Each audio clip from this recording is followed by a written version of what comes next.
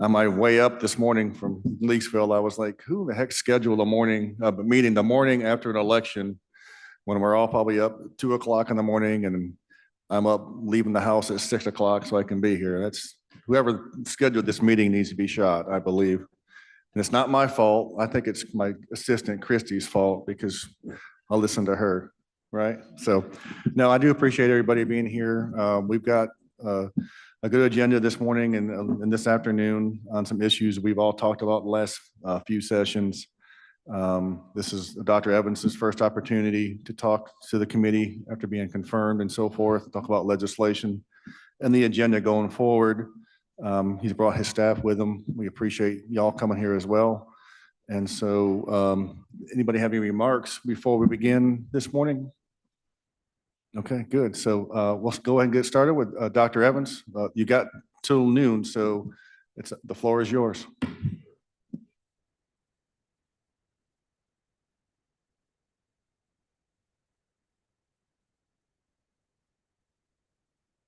There we go. Sorry. I'm loud enough. I can't hear well anyway, so I'm loud enough. Sometimes I think it's on, but if I am yelling at you, just raise your hand. So, you know, I am a school guy. We talk loud lots of times. So,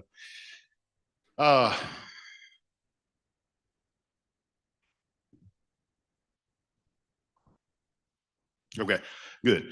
All right, so we'll just get, I'll be brief. I do have my team members here and we all have different pieces that of information that we'll bring to you.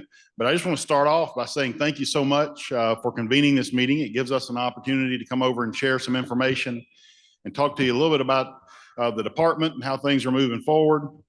I've had a great start.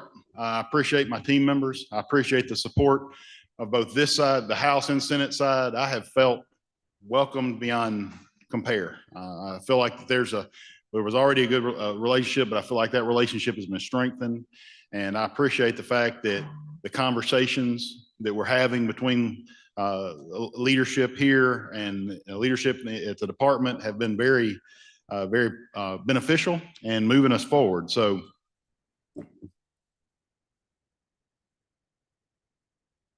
okay, there we go. I'm gonna say, I promise I'm hitting the right button. The right button. Okay, so just briefly, just a little bit of an update. We are in the process of redoing the strategic plan for MDE. What you'll find on the next slide, I'll talk a little bit more to that point as some of the pieces, because as that process evolves, the process of developing it is going to be different than the process that was used previously. There'll be a much wider group of people that will be included in that process to build out what we need to move Mississippi forward.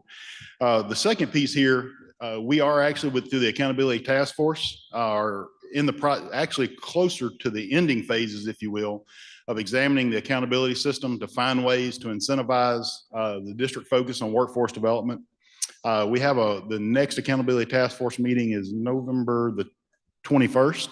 So tune into that, or you're welcome to attend. We are to a point to where the task force is right there to make some recommendations that are in line with some of these changes, these expected changes. Obviously, they don't make the decisions, they make recommendations.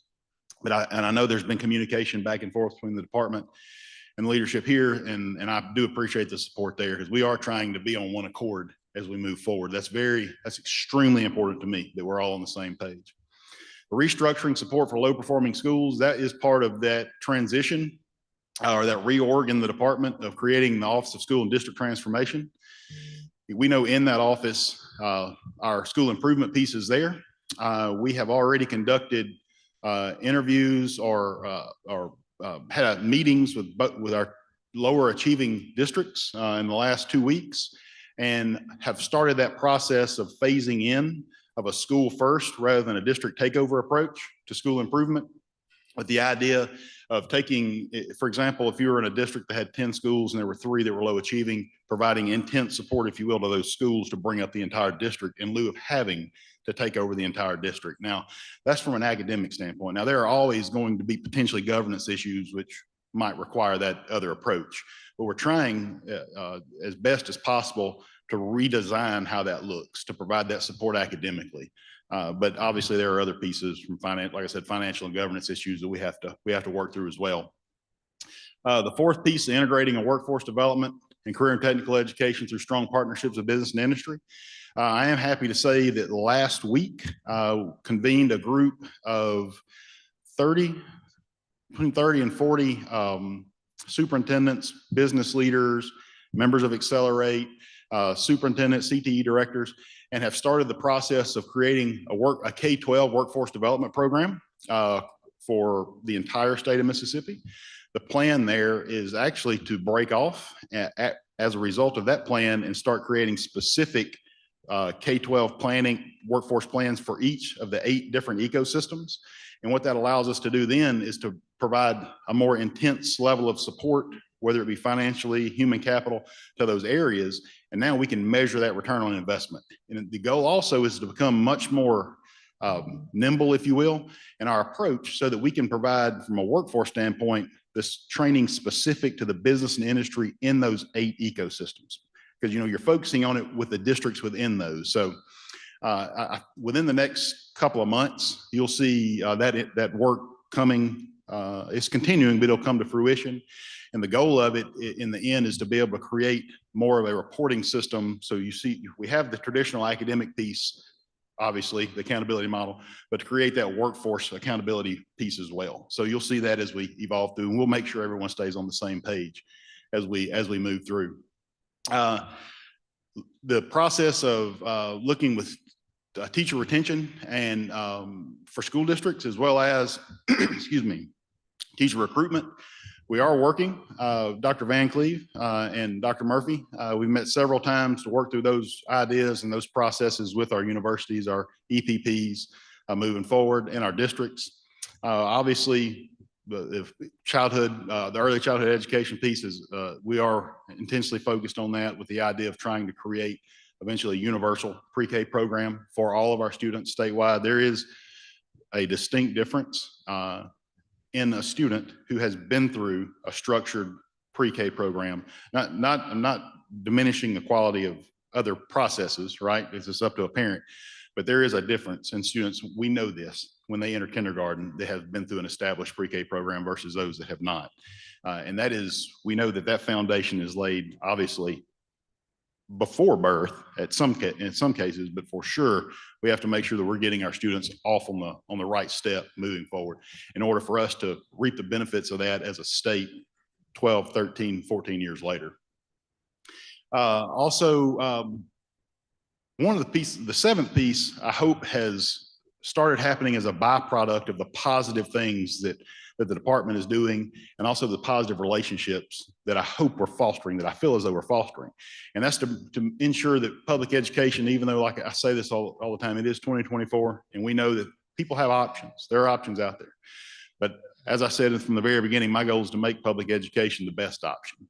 And I will tell you, every single day, that's what we work forward to make sure that we're working towards, to make sure that takes place. The first piece with the strategic planning piece that I mentioned earlier with this slide, this is an anticipated timeline that you'll find in this beginning in January. The goal is to begin in January.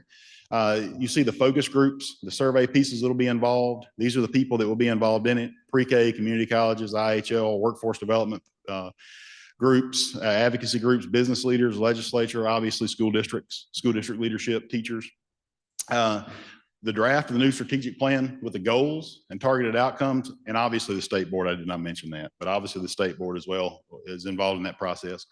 This new draft will be based on MDE and the state board stakeholder input between January and June, with the goal of being able to roll out this 5-year strategic plan in, my goal is July. That is what my self-imposed target is the superintendent conference mass is to be able to roll it out then as part of the process. We're pushing towards that target date to be able to get that accomplished. So I am very excited about that. It will be where the previous strategic plan was really more so the board's strategic plan. This is a mindset shift. This is public education strategic plan. This is for the entire state of Mississippi, and obviously it's in line with the state board, but it's a different mindset because my goal obviously is we set the standard, and then the goal is for everyone to push in those district strategic plans, obviously trying to help us achieve what we're looking for to move Mississippi forward. So I'm very excited about this process, and we will reach out to elected officials to participate in it as well. My last slide here, we saw the information from Project Momentum that came out. Just wanted to put a couple bullets here for you to have the information that really related back to the department. Really the only part that of the report that included one recommendation for MDE, and that was prioritizing career and technical and CTE programming to align to the priority industry sectors, which is already in place. This is already happening. This is happening through the relationship with Accelerate and MDE and career and technical and workforce development. I will tell you, I'm the type person that there are timelines, but I'm a go fast guy, and I'm a very impatient human. And I'm very pleased with where we are, because I'm also not the kind of guy that's obviously the day-to-day management has to happen, but I'm the type person that has lots of side things that are going on, if that makes sense, because it's the side pieces that push the organization forward, that separates our state from other states. It creates opportunities for our students that they have not had previously. We have several of those going on across all of our different departments, and our chiefs they could outline those processes that are taking place right now. I'm very excited about where we are, because I feel like, in my mind, I feel like I'm about a month behind, but I feel like in reality, we're probably about a month ahead of where we probably should be. And that's because of the support that I have. I'm very lucky to have the people that I work with every day. Very, very lucky. Second bullet here, all other educational cost cutting recommendations in the report apply to local district spending and would require legislative action. It is important to remember as you read through these reports that in Mississippi, we are a local, we know this, you know this, we are a local control state. And the department has extremely limited flexibility in issues of district finances. Basically, the only time that we get involved is you get to a point to where there's issues, misspending, there's issues that are associated back. Now, we obviously at that time put financial conservators in there, or sometimes in some instances have to take over districts, because typically what we find, if there's issues financially, there's probably issues with many other things. So, but it's very difficult for us to control some of those things unless we get to a point where it's an issue. The third bullet here, and this is something that we talked about last year and worked through. I feel as though we're at a pretty good place with moving this forward, hopefully during this session. But it recommended transferring our SAOs, our school attendance officers, from the purview of MDE to the local districts. Now, what we would want to do at the department is maintain some level of oversight, because I don't feel as though we need to just hand over school attendance completely to the districts and there be no oversight from the department standpoint. But I do think it's important for them to be able to, on a day-to-day basis, work under that superintendent in that district. It makes more sense that way. Also, I think it's very difficult for our school attendance officers to work under the purview of MDE here in Jackson, and they're spread all over the state. So it makes more sense for us. And this is something that has been researched at length. So I feel as though this has the potential of being of moving forward, hopefully during this session. And then the last piece here of the report, I appreciated this, it credits the higher teacher salary pieces that all of you were responsible for helping push forward. Thank you so much. Those higher teacher salaries and MDE's support of instructional services with improving the educational outcomes for our students statewide. We know we've seen that, but I can tell you every day, I tell our people, it's like the cheetah and the gazelle, right? Every morning, somebody's chasing you. And my goal, other states, other educational agencies, it is very humbling when you go to meetings and other people come to MDE leadership and they're asking, what are you doing? How is this working? What that tells you is they're chasing, right? And it is a competition. The competition is for us in Mississippi to create a higher quality student than any other state in Mississippi, to make sure that we prosper, to make sure that our students prosper, to make sure our communities prosper. So every day, just know that that's in my mind. That is, I'm one of those people, my biggest fear is ever going backwards. So that's the driving force. So the next piece we've got, first off, anybody have any question? You might want to ask them now, Mr. Chairman, at the end, it's up to y'all. Do we have any questions for Dr. Evans now, or we can, he's going to be here, so we can always ask? Okay. Okay. So the 5-year plan, that's coming out in July, is that correct? Going to this next section, what's going to be the priorities from the department legislatively that you see coming down the pike as we get closer and closer to January? So to give you a direct answer, what we have a meeting set up because we have those compiled across the department. We are actually sitting down to disaggregate those across the different departments and see what makes most sense to bring to you. So I don't have those actually as a listed out yet.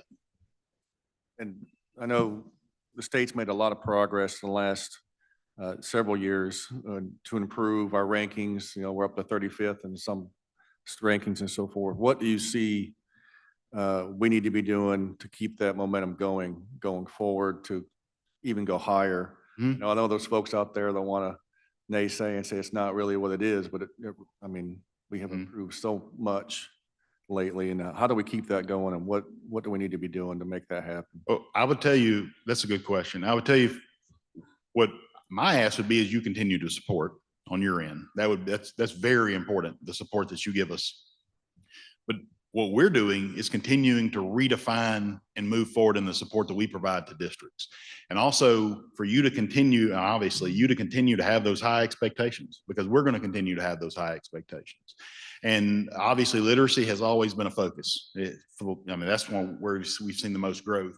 We also now are pushing mathematics as a focus as well. And then married with the CTE piece, the workforce piece. So it's all to culminate in producing obviously the quality student we're looking for. But you can rest assured that no one, me being the number one person, is not interested in not moving forward. So Thank you, Dr. Evans. Any Yes. questions for him before we move on to Senator Norwood? Thank you, Mr. Chairman.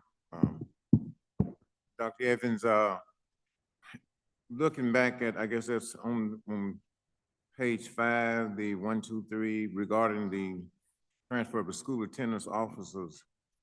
I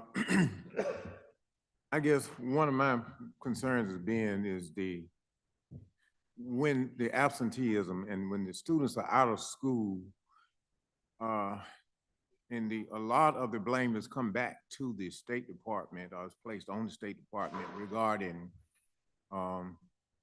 truant, the lack of enforcement of truancy, and it's the school district said they are making the report, but once it get to the district level, it stopped. Is that something that you have had a chance to look at to see if,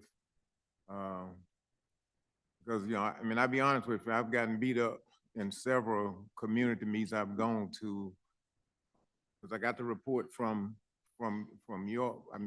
State Department of Education, and they're disputing the validity of that report and the fact that they're reporting the information, but truancy, I mean that, and I think in my tenure with the school board, we only had one case that will go from the inception to follow through. Is that something that, you know, that again?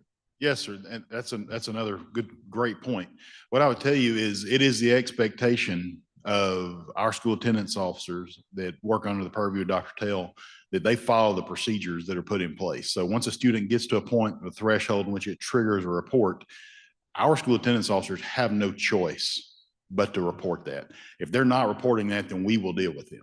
I can assure you, beyond a shadow of a doubt. So if there are people that are having that issue, they need to you can reach out to me personally, because I can tell you the chronic absenteeism piece has got to be addressed. We're addressing it now, but it's kind of a complex piece after that. So once that report is made, and once that school attendance officer turns that report over to the judge, well, now it comes down to he or she as a judge as to the decision that they make moving forward, being punitive, if you will, to the parent. Because in the end, it comes down to the parent has to be held accountable, right? And I understand the struggle is real across the state and life happens. But the bottom line is the adults who are responsible for the students in school, like the parents, guardians, whoever, have to be held accountable. And so the teeth, if you will. So the teeth of it comes in the judge and their decision with the parent. Because that's where, as we say, where the rubber meets the road, that's where it becomes real. Because up to that point, the only thing that's really happening to the student is obviously they're accruing the absences. It's hurting their academic performance, all the reasons we shouldn't have the chronic absenteeism piece, right? They end up failing. But until we get to the point, the school only has so much, right? They provide support. They're chasing them, they're going to the houses. They're doing everything they can to get them here.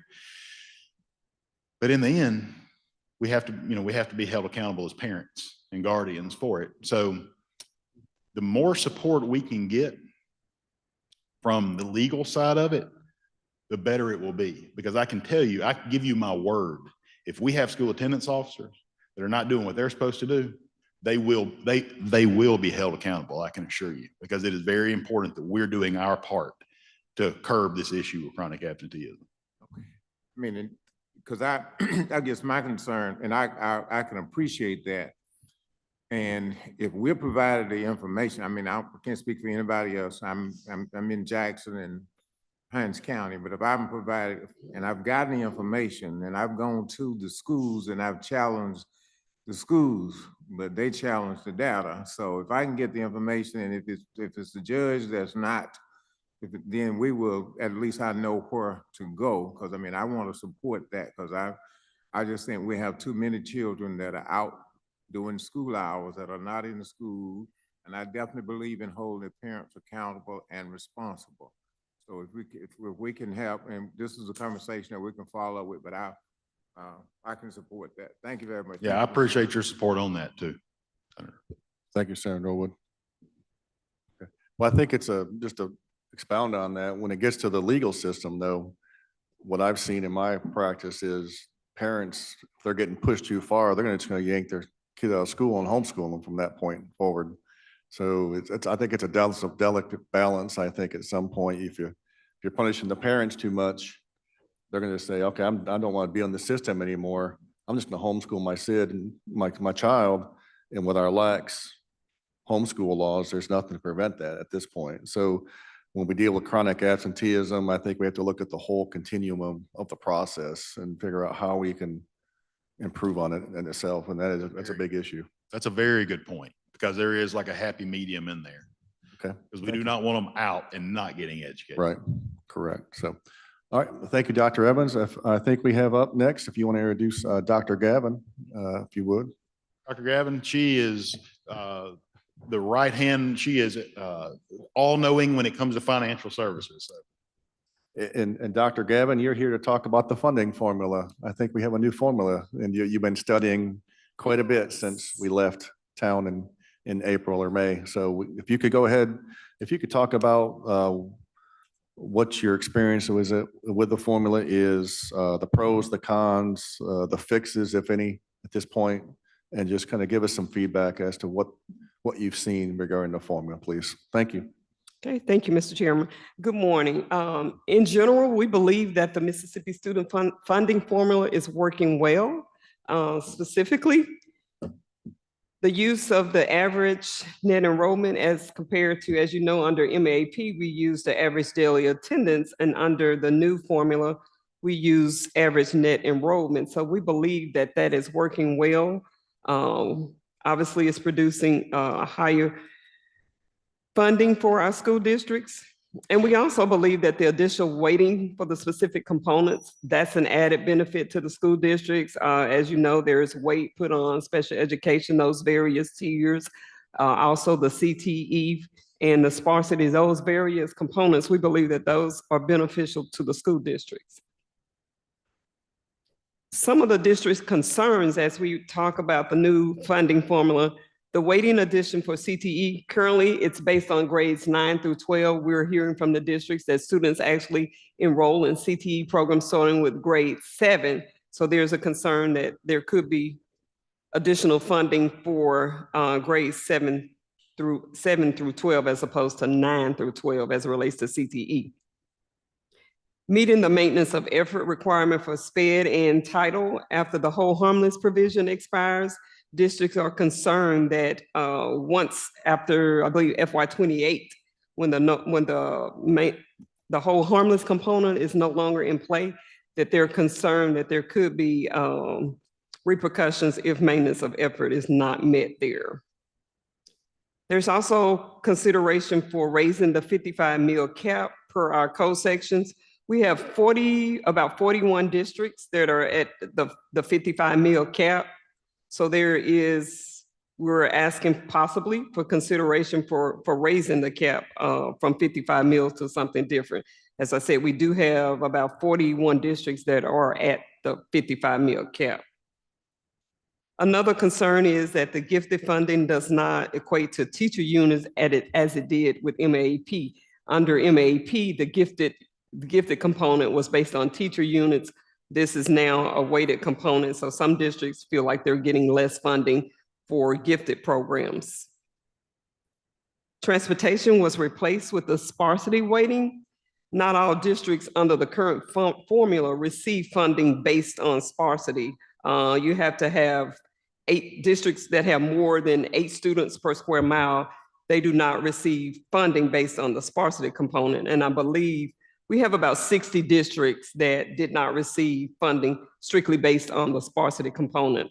In FY 24, the transportation piece was accounted for about $90 million, $89 million for transportation. In FY 25, the component based on sparsity is about $40 million. And then how the local contribution is calculated under MAEP, the add-on programs were not included in the funding for local contribution, but under the new funding formula, everything is included in the total funding is included in how local contribution is calculated. So local contribution was significantly higher under the new formula as opposed to under MAEP. Questions? Senator Boyd. This is a question I had when Dr. Evans was bringing up this, and then I think it kind of relates to that.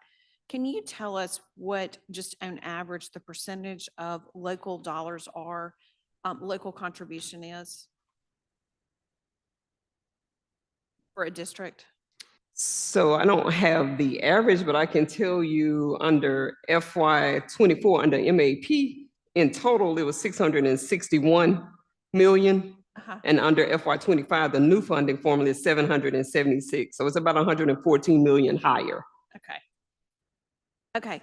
And then my next question for you is, can you explain to me go in a little bit more depth of the meeting maintenance of effort requirements for SPED and the hold harmless provisions? I'm not really understanding what the districts are concerned about here. So currently until FY 28, every district, you cannot receive less than you received in FY 24. So once the whole harmless piece goes away, if districts' appropriation is less than it was in that previous year, then they're at risk of not meeting the maintenance of effort, because the maintenance of effort requirement is that you cannot spend less, not 1 cent less than you did the prior year.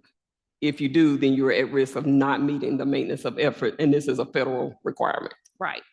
And they would not really meet that they would have maybe less students in special education. They would have less students in their district. That would be one of the contributing factors, possibly. State that again. Okay, tell me why they wouldn't meet that maintenance of effort requirement. Is because they have less students in the district, or they have, or less students that they are in special education? Like, why did they think they wouldn't meet that? So if for whatever variable in the Mississippi funding formula, if it causes the district to receive less funding in FY 28 than they received in 27, then that means they're not getting the same level of funding, which means that they could possibly not meet the formula that you have to go through to calculate maintenance of effort for federal purposes. So from the federal government standpoint, you can't spend less than you did the prior year, Okay. or you're at risk of not meeting your maintenance of effort.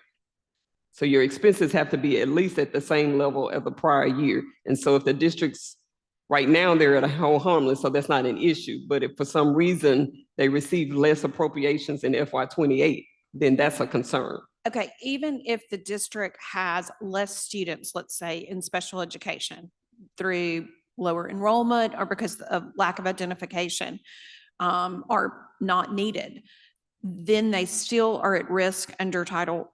Are you saying they're still under risk of not meeting that under Title I, even if there's less students, there's no justification, that's what you're saying, for a district to be able to kind of go through that? And it could be, it just depends on once we run through the calculation, there's a whole drawn out long maintenance of effort calculation that we have to perform. And it is one of the major factors is expenditures compared to prior year. But the federal government doesn't allow for anything like lower population, lower.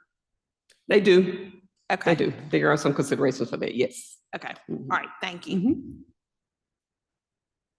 Just to follow up, so the funding formula is more student centric, so we're paying districts based upon the number of students. So if in 27 there's 100 special ed students, but in 28 there's only 50, obviously the funding is going to be less. So that's not a justification for the federal government for maintenance of effort purposes. It is, it's a factor, but all things being equal, then there is a concern.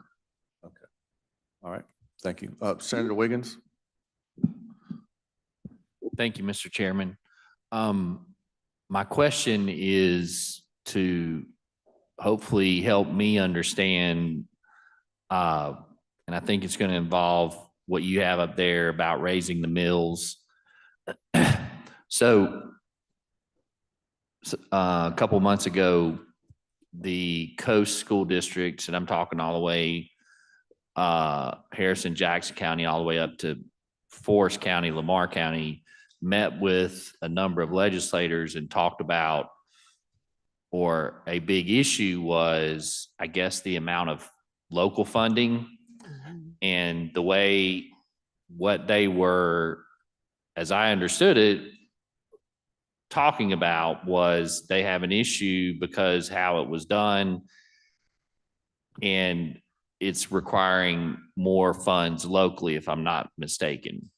The way I addressed it, or the way it was talked about, was, and this goes to your point about 40 or however many districts are not at the 55 mil cap. And there was a sense of frustration that these districts are not maxing out their cap. So are you familiar with what I'm talking about and what the complaints are? And then can you summarize it for us of what we need to be looking at? So I'm somewhat familiar, but maybe not specifically to your question. I think the concerns that we're hearing as far as it's two things: that because of the way the new funding formula calculates the local contribution, everything is brought into the formula before the local contribution is calculated. Under MAP, all of your add-on programs, special ed, all of that funding was outside of the calculation, and you calculated local contribution before you looked at those factors. And that's not the case now. So that raised the local contribution requirements significantly for a lot of districts. That's it. So why are they so concerned about that?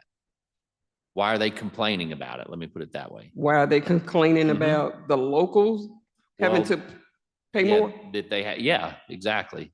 Like, I can't answer that other than it's an impact from the, I don't know if they're board of aldermen, they're local supervisors, or I'm not sure if it's their local taxing authority that has the issue. They don't want to ask their local taxing authority. They don't want to ask. They don't want to ask their local folks to raise the millage because they don't want to ask for a tax increase, but they want more money from the state.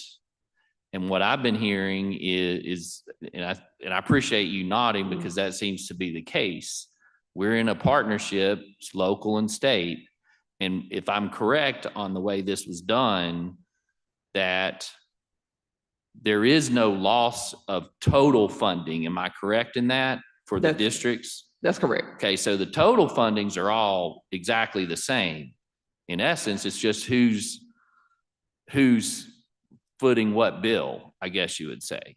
That's correct. Because of the whole harmless, no districts received less funding than they did in FY '24.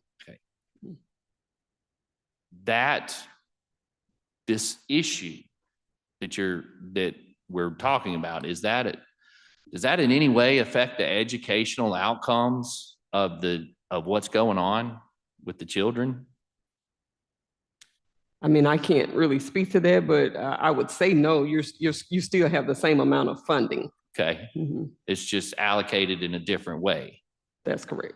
Okay, so when they meaning the locals, and you're right, it may be a different, whatever the taxing base is. Mhm. When they say they don't want to do it or they have a problem with doing it, what are they saying is the reason for that, if at all? I mean, I can't really speak to that. I've not been told what the reason is. They're just bringing the concerns to us, but the reason behind it, I can't really speak to that. Okay, so, and my last question on this, so if I understand it, if with the new formula, okay, let's say some district was at, and I'm just making up numbers here, but was at 45 mills. Okay, with the new formula, according to them, it's less, even though the total funding. So that can be made up by raising the millage. Am I correct in saying that? That is correct. Okay, so the issue becomes it's a issue of political will. Okay. My next question is, you said that there are people that want to raise the 55 millage cap. What are they saying on that? Well, that would just give them the ability to get more money from their local authorities. Okay, so there's ones who want to raise it so they can get more locals. But then there's others who choose not to do it. Is that right? That is correct. Okay, thank you very much. Thank you, Senator Wiggins. Senator Simmons? Thank you, Mr. Chairman. I heard you say that not all districts receive funding for sparsity. Is there any way that you can provide us that data? Is there any way? That not, you said that not all school districts receive funding for sparsity. Is there any way that you could provide us that data, that information? Yes. Okay, Mhm. thank you. With the sparsity, that's just an extra add-on though, right? So each district's getting funding for transportation, but the sparsity component is really to help those more rural districts when the students are spread out throughout the community, correct? So, it's the districts that didn't get the sparsity are more of the densely populated districts, but they're still getting funding for transportation, correct? Well, the transportation piece was replaced with the sparsity piece in the funding formula, but in total, no district received less funding. But if you look at that particular component, when you calculate that out, there were about 60 districts that, because they have more than 8 students per square mile, they may not have received specific funding for that component. But in totality, they still received no less funding than they did the prior year. And you talked about the hold harmless regarding districts, but that's a 3-year hold harmless, correct? Correct. Starting So- in FY '28, which is July of '27, Right. that goes And away. that's really currently. that's based upon the district enrollment. That's to help protect those districts that have had declining enrollment, to give them preparation for when that hold harmless expires. Is that correct? Yes, I would assume that's the rationale. All right, thank you. Senator Bryan? When I finally am taken to an institution, one of the reasons I will need that is hearing for so many years that shifting to an average daily membership provision as opposed to average daily attendance produces more money for the schools. Does not, it does not, it does not, it does not, it does not, it does not, it does not. This legislature decides through various mechanisms how much money it's going to spend on public education. Obviously, it doesn't make any difference what the law is.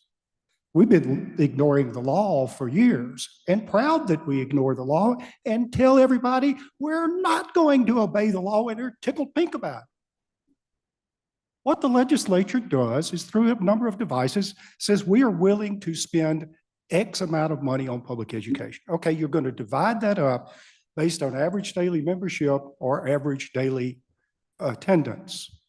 If you send money based on average daily membership, you reward the districts who have phantom enrollments.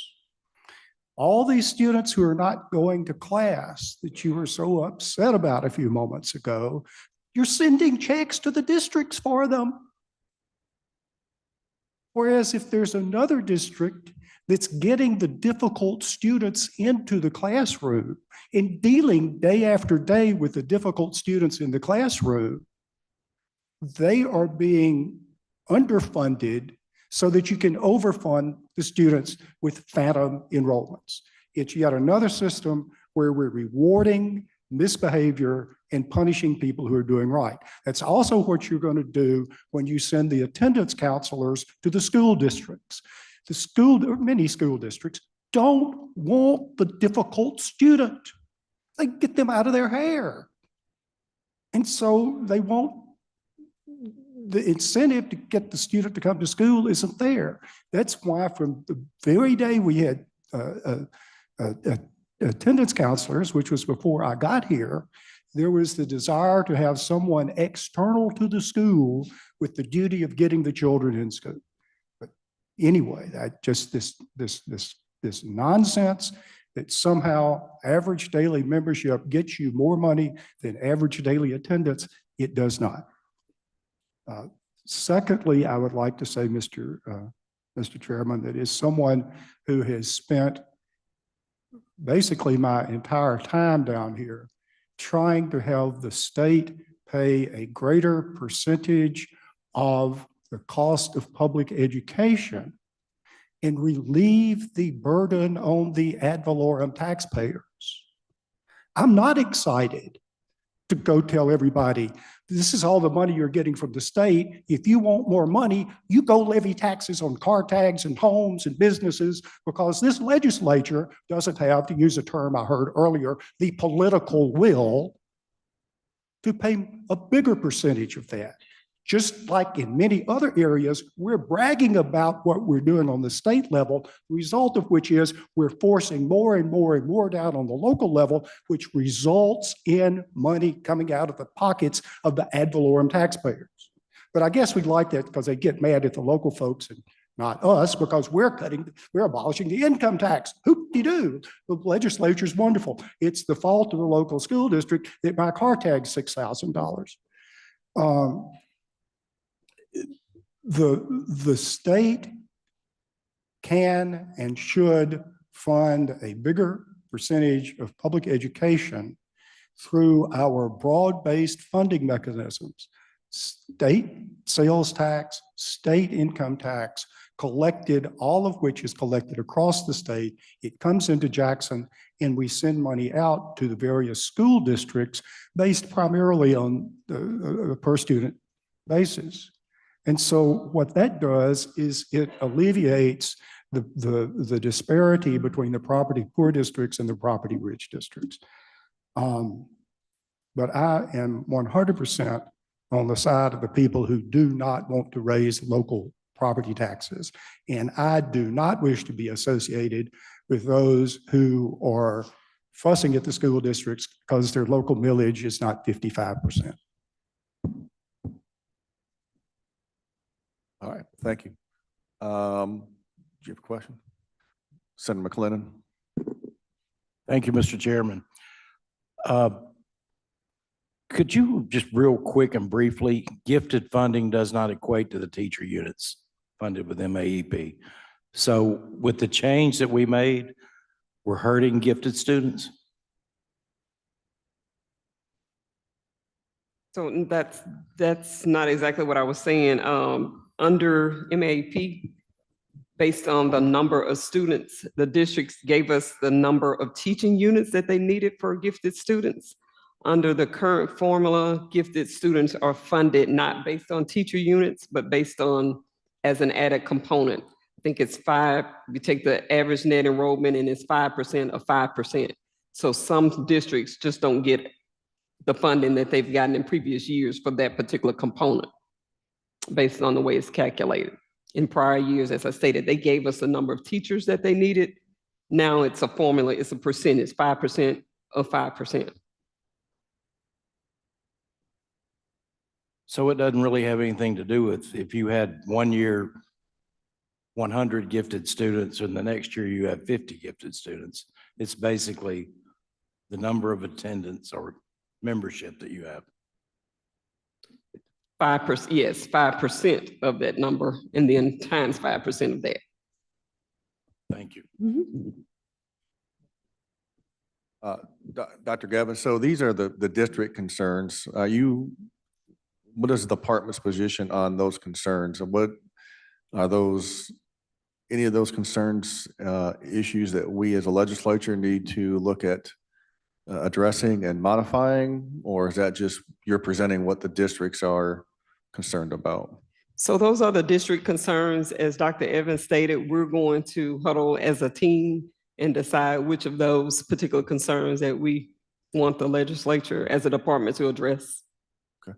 And as a department, what concerns or what are the pros and cons of the formula that you have found as a department rather than a district? What is there issues that you think we need to address that you found in your utilization of the formula, or is there some good parts of the formula that we did? Give me some pros and cons that you found from a department standpoint. So certainly. So as a department, over the past few years, we have been advocating for average net enrollment. We believe that whether there's 10 students or 5 students in the classroom, you still need a teacher to stand before those students to teach. So we've been advocating for average net enrollment over the past few years. So we believe that that is an added benefit. And the various components, you're giving weight to those that need more attention, like the SPED, the different tiers of SPED. We think that that's a good feature that's in the funding formula. And overall, we really have no concerns about the formula. We are definitely thinking that the CTE possibly going back to pick up grades 7 through 8 as we focus more on that is a consideration. And what would the added expense of adding a 7th and 8th grade to the formula be roughly? I don't have that number with me. I think we have calculated it, but I don't have that number with me. And going into the next session, I think, what is your understanding of what it's going to take to fully fund this formula in addition to last year? What are we looking at roughly? The amount? We have not calculated that number yet. We will have that number in the next month or so in December. I've heard it's around 38 million is what our LBO staff has indicated to me. Does that sound close to what you think it might be? For the initial projection, I believe it was 35, but we'll have the final calculation in December, of course. Okay. I think with the health insurance, there are some adjustments that we do need to make. Yeah, the PERS adjustment, health Mhm. insurance, things of Yes, that sir. nature. Okay. So, thank you, Dr. Gavin. Any questions, further questions for Dr. Gavin? The local contribution, I know I've gotten calls from supervisors, board attorneys about districts coming to the boards and saying, hey, our local contribution's up, so we want you board supervisors to give us more money. And it's my understanding that in years when local contribution increases, that's when districts are allowed to do that. Are you familiar with that? And could you go and explain what that is, how that works, and why that has occurred?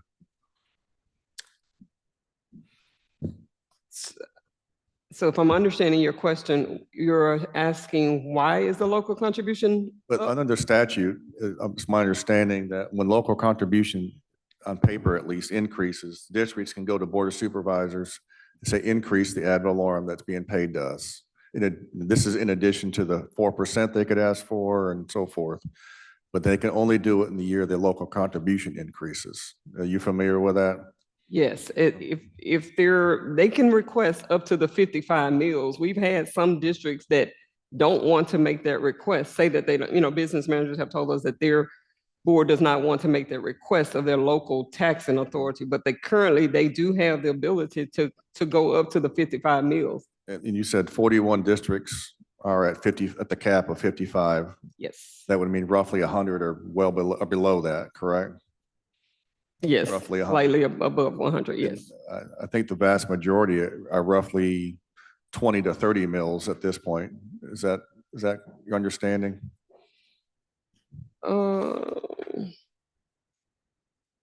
It varies. We have some in the 40s, 47, 44. We have a lot around 45, 44, even some as low as 30. So it goes from 20 all the way up to the 55. Okay, all right, thank you. Is there any further questions for Dr. Gavin? All right, thank you, ma'am. We appreciate it as well. Turn it over to my colleague, Dr. Vanderford.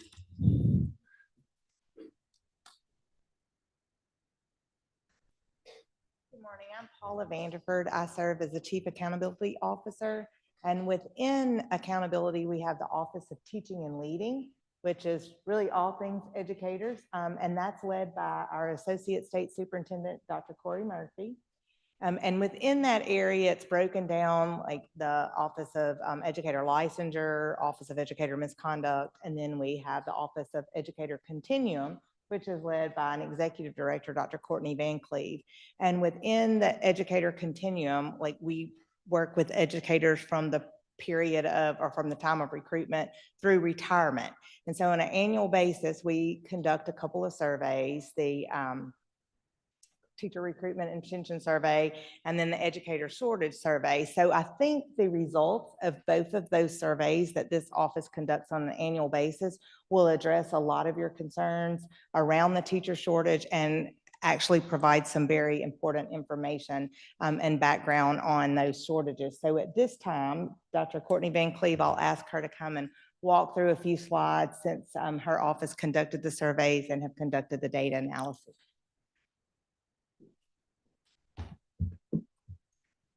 All right. Good morning, Mr. Chairman, members of the committee, and thank you for this opportunity to provide an update on Mississippi's educator workforce. As Dr. Vanderford noted, we'll go ahead and jump right in to some of the very, very preliminary results of our educator shortage survey. We do administer this survey annually. Here, the emphasis is intentionally on preliminary.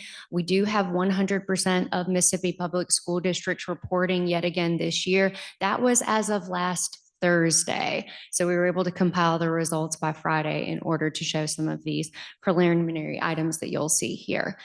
Jumping right on into those particular results, we look at shortages a few different ways. First, we look at shortages by classification in terms of some of the different roles that make up our educator workforce. And so here in this slide, you can see the different classifications noted.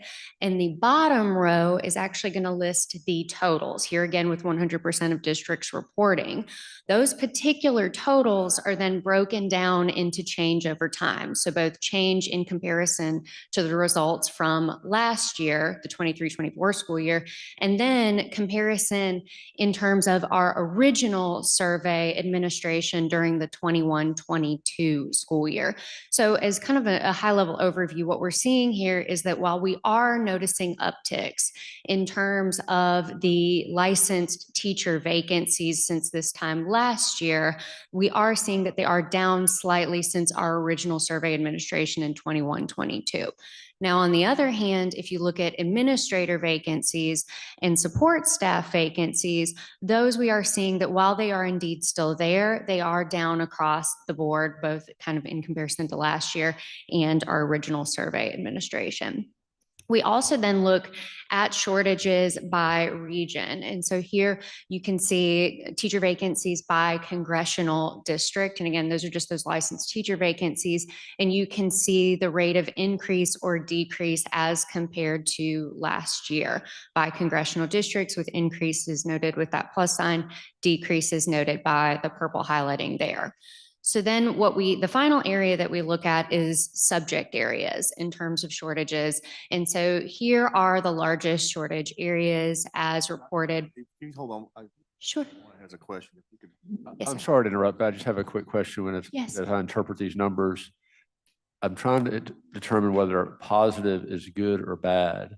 And for example, on that map, if it is positive 7, is the vacancy now 398, which means we have more vacancies, or is the number lower and the positive means that the number is lower? Sorry, the positive indicates, thank you for that request for clarification. The positive indicates that the vacancy numbers have gone up, whereas the negative indicates that the vacancy numbers have gone down in that district. So you want to see a negative number? Yes, this is one of those where you do want to see a negative number in terms Sorry to of interrupt. shortages. Thank you. Absolutely. Thank you for clarifying.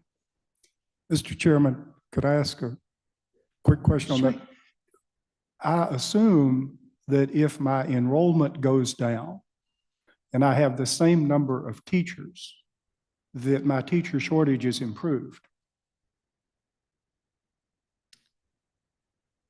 I think what the other factors that you'd want to consider are also in terms of it being the licensed teacher vacancies, is just any sort of local district decisions that they're making in terms of personnel, whether individuals are moving into instructional coaching roles, et cetera. So there are a number of local district factors that go into it too.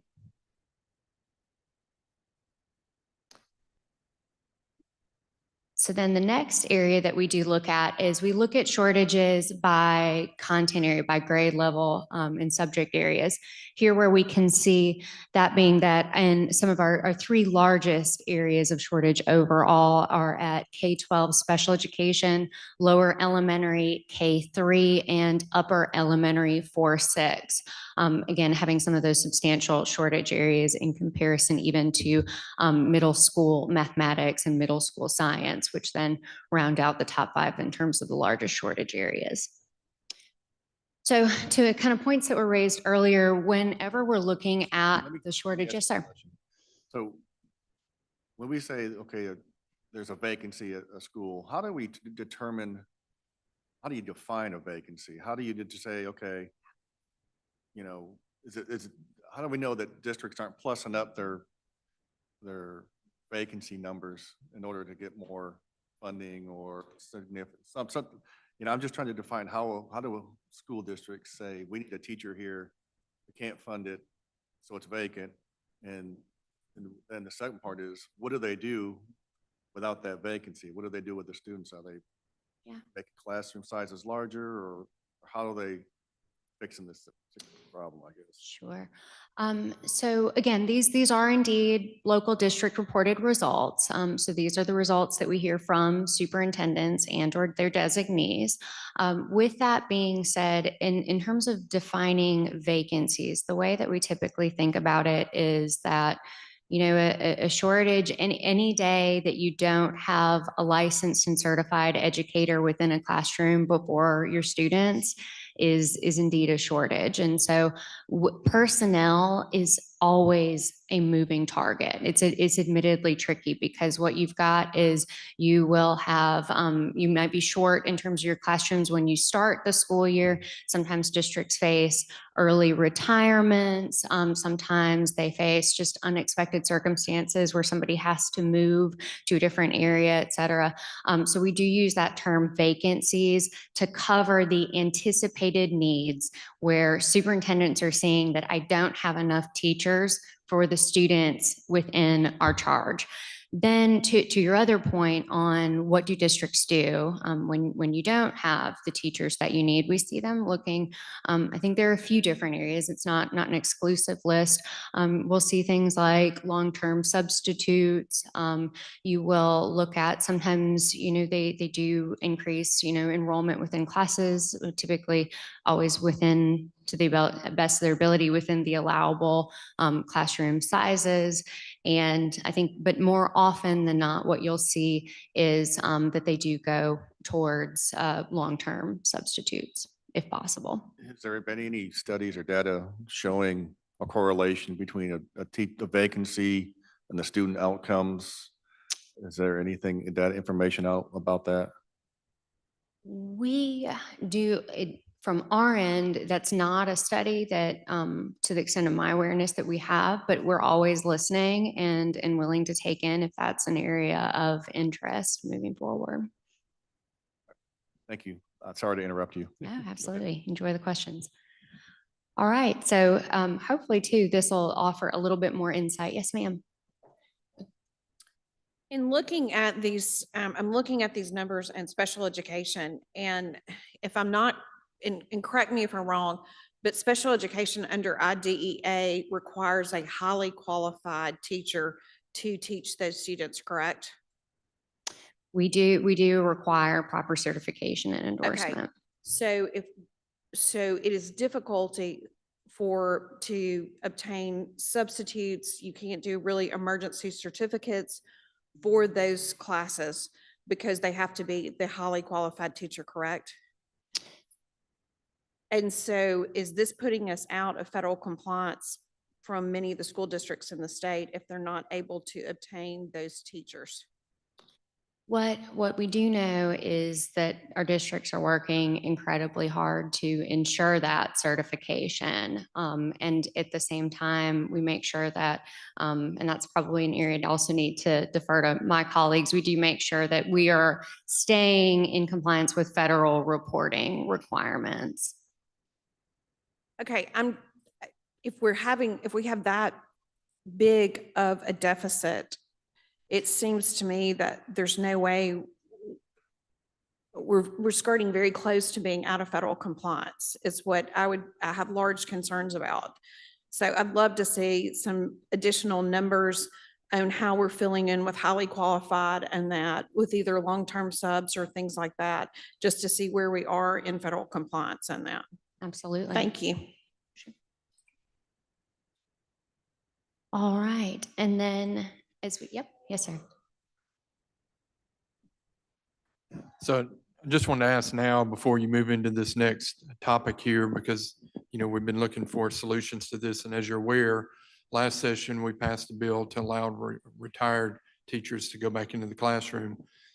Recently, I've had the opportunity to speak to 2 large retired teacher groups. And what I found in talking to those retired teacher groups is they had no idea that new policy even existed yet. And so as we look at the increases in the, even with the improvements that you show in District 2 and District 3, as far as increased number of teachers, based on the information we had last year, where I believe, Mr. Chairman, the entire state almost was a critical shortage area. Has MDE come up with any plan to kind of get the word out either to the administrative level or to maybe through PERS or some, connection there, because there were a number of retired educators in my interactions who found that interesting, that they could continue to draw their PERS and serve in these critical need areas. So has there been any interaction, or how is that word getting out, or what can we do to make that happen? Absolutely. And with that, I can also allow Turn it over to Holly to speak. So when that bill passed, it was placed on our website. It was also sent out to districts as well through a legislative update. And since then, we have had a number of districts, many districts, that have reached out to us asking us for support around what you just said with PERS, and that they have had other questions. I have compiled a list of concerns or things that superintendents have asked us to take a look at or to approach you all with that I have in a document that I'll be more than willing to share. And I know that there are also superintendents that have reached out to Dr. Evans and with a list of concerns as well there. So we have reached out to those districts and to the superintendents as well as to staff as well on that. So can you share what some of those concerns might be? Is it more the way to implement it, or is it the percentage and how they're the 50-50 split going to PERS and going to the teacher of the additional? How is it administrative questions, or is it an implementation question? So I know that I will let you share a couple if you have a couple, but I will tell you that a few from my end have been the categories of teachers that would be eligible. Like, for example, I think in one county, it was I believe a librarian or a counselor. I'd have to go back and check my email, but one of those groups did not qualify under the bill, and they were in desperate need of it being either a librarian or a counselor. If my memory is correct, I believe we left the control or the decision-making on that up to the local level, and that there would be collaboration back with MDE, but the decision on whether or not it was a critical subject area or a critical teacher need, I believe the intent of the legislation was to meet the critical need as determined at the local level by the superintendent. And so before you bring the list and everything, if there are teachers out there right now or needs in the library system, I think, and I'll defer to my chairman on this, that our intent was to get those needs met. And if there is a way to meet those needs as we stand here or sit here now, I'd rather have those needs being met now instead of 3 or 4 months away from now when we are back in session. And, I'd prefer not to pass another bill or to bring it up. I'd rather administratively get it fixed and plug those holes. But I would, back to the original question, and I do have some meetings scheduled with PERS coming up. I would welcome any and every idea you might have in getting the word out to the retired teachers, because when it's posted on the website is going to be actively viewed primarily by the existing teachers or someone who might be about to retire. But if we're really looking to get the attention of the retirees, we may need a little more creative way of messaging to just Through get that word PERS. out there. Because I do think, based on that one group in particular that I met with, there was some interest, and some of those holes could be plugged, hopefully pretty quickly. So, thank you.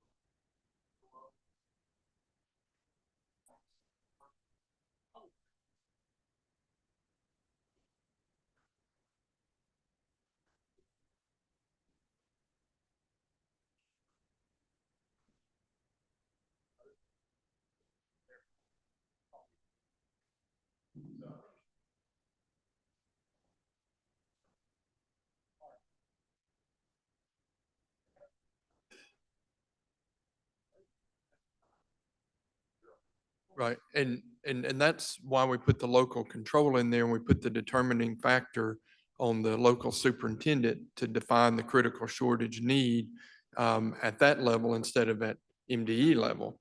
And I'll go back and review the language on it, but that was a key part of why we did that, and was not to have MDE kind of make that decision, but to have the local teacher or superintendent kind of on the fly make that decision, because all of a sudden maybe you have a math teacher pass away unexpectedly.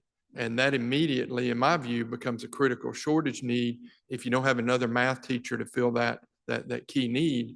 And again, the intent was not to have every one of those teachers come to MDE or superintendents come to MDE and say, hey, we need 3, and these are the 3 we're looking at. The intent was to have them make the decision and then report to MDE who's filling that, and then report that data back to us. But I'll go back and look through the language of it.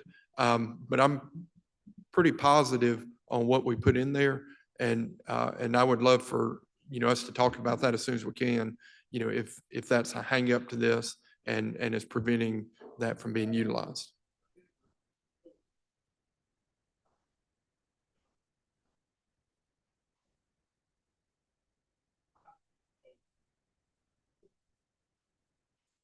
That's my goal, and I think it's the goal of most of the members of this, except for Senator Bryan. We don't regularly have the same goals, but I do appreciate the feedback on that, and thank you, Mr. Chairman.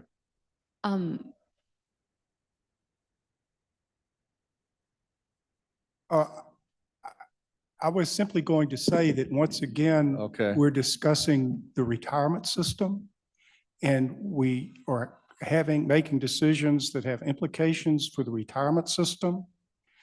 And then when those chickens come home to roost, we will be here fussing at the board of the retirement system and the actuaries based on changes we made, which have an impact on the retirement system. Okay. All right. Any further questions? Mr. Chairman, one just little comment on that. The reason we spent so much time on that bill last year was we wanted to make sure that if a retired teacher did re-enter the education system to fill this critical need, that half of the salary that would be allocated to the teacher would be going into the PERS system to keep the system actually whole. And actually by 2 percentage points, we actually erred on the side of extra caution to make sure that this program would even very, very slightly increase the balance of PERS and not have a drain on the system. Thank you, Mr. Chairman. Okay, let's get back to education. Okay, so Absolutely. go ahead, and if you could continue with your presentation, We please. we can certainly do that. So with this, and I think it's kind of where some of the conversation is, in terms of looking at some of the root causes behind what it is that we're seeing in terms of shortages. With that being said, we always want to hear from teachers directly. And so what I'll also share with you now are a few high-level results from our teacher recruitment and retention survey. So this is a statewide survey we do administer from teachers to hear their perspective on some of these educator workforce needs that we have heard here today.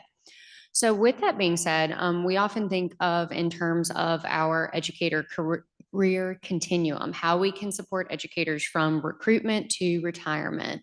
So at the very beginning of the career continuum, what we like to look at first is recruitment strategies. And one thing that we're always doing today, including, is listening to our stakeholders.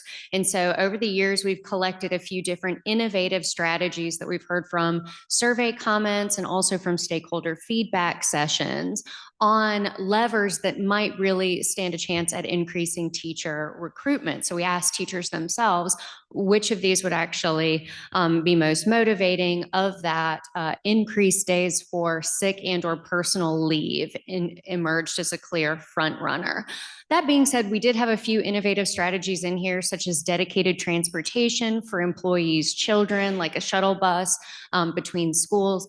It's not to say that that wouldn't have an impact. It's just that that particular strategy might be very, very locally relevant in a way that's not always reflected in the statewide results. So then an area that we've also heard in terms of beyond recruitment, the daily working conditions of teachers. And one of the areas that we did hear clearly emerge as an uptick is the number of instructional time interruptions throughout the school day. So we wanted to dig deeper into that. And with that being said, teachers primarily cited students' personal devices as one of the primary drivers in those instructional interruptions that they're experiencing through the school day.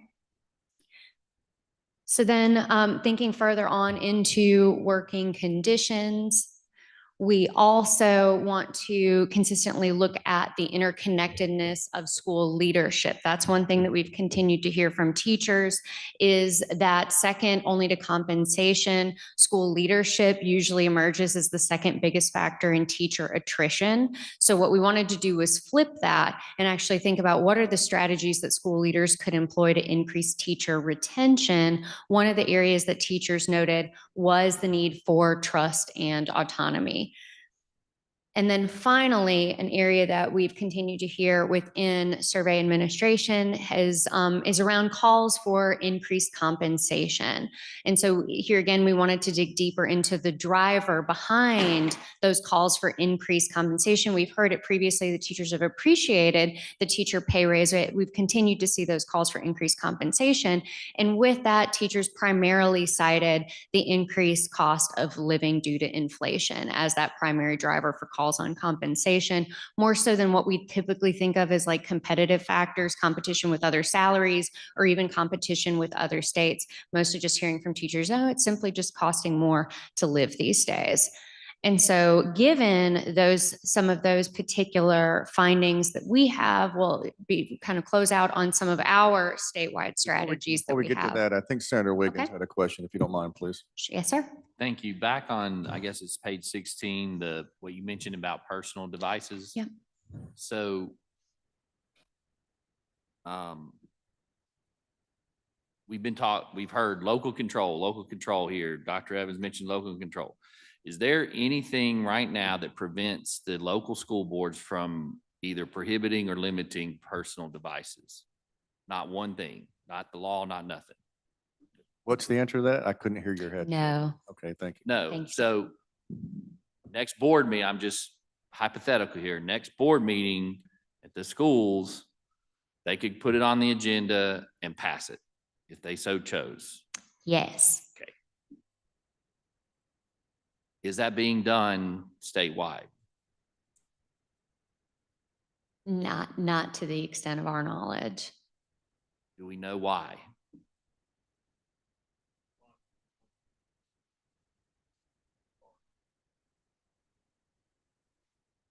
It's I said the response would be. No, I want honesty. I apologize. I'm sorry. I didn't think about the streaming. It is, so you're absolutely correct. It is up to the local boards can make a decision. You could walk into a board meeting at X school district and they could say that absolutely no cell phone can be on the property, or it has to be in the backpack or whatever. But you see that decision is being made at some level and different districts. But I wouldn't have an answer as to why it's not happening everywhere. I think it's more so just going to be in line with the culture of the district and what they want to have happen, because they do govern themselves. Again, that's the local control piece, but there is nothing that prohibits them from doing that. No, sir. Okay, thank you. Yeah. Yes, sir. Would a big reason that local school districts boards don't want to do it is because they don't want to receive the blowback from maybe parents, and they want to blame the legislature if they were to pass something? I'm not sure why that would be. That would be a big piece. Wouldn't you agree with that, though? I'm not really As sure. a former superintendent who. No, it has the potential of being one of the reasons. Yes, sir. Okay, thank you. All right, Yes, sir. Senator Polk, I think you had some questions. Thank you, Mr. Chairman. One of the last statements you made was, thank you for the significant raise for teachers. Did your survey this time, has that raise been in effect long enough to see any shift in the number of teachers we've been able to hire? There, I think what you'd want to look at is just kind of the longitudinally, like I said, the shortage survey results were very preliminary. And what we can start to look at is kind of longitudinally, the degree of shortages in comparison to when the raise was actually passed. There, I think it's always, tricky to, assign causation to any particular item. There's usually a variety of factors at place, but we will certainly, as part of our full results, intend to look longitudinally at those shortages over time. Yes, sir. And then my last question would be this. You showed a slide that actually of all the things we could do, benefit-wise, is more personal and sick leave. Are we talking 2 days a year or 2 months a year? How much do the teachers think would make a difference? And that would make a phenomenal follow-up question in our survey administration next year. Yes, sir. That's another area. We consistently modify our questions every year, and we can certainly dive deeper into that to get a sense on exactly how much. Thank you, Mr. Chairman. Thank you. Senator Parker. So this would be for Dr. Evans, if you would. So because Senator Wiggins brought this up, I think it'd be a good time to just kind of share with the committee and going through another task force at the end of this year. We spent a good bit of time talking about the cell phone issue.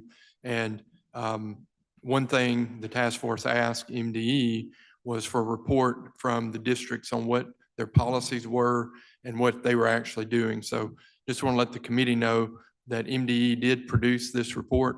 It's something that can be made available through your department to any committee members who might have that question.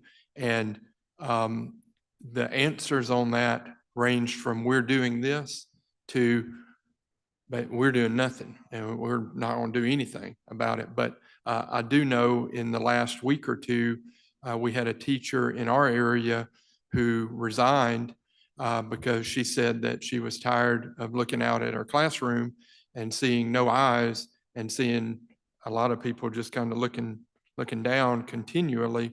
And so in the recommendations that came out of that committee, I just want to say that MDE and Department of Mental Health were very involved, and those recommendations are available. We can look at that, in a lot of different forms.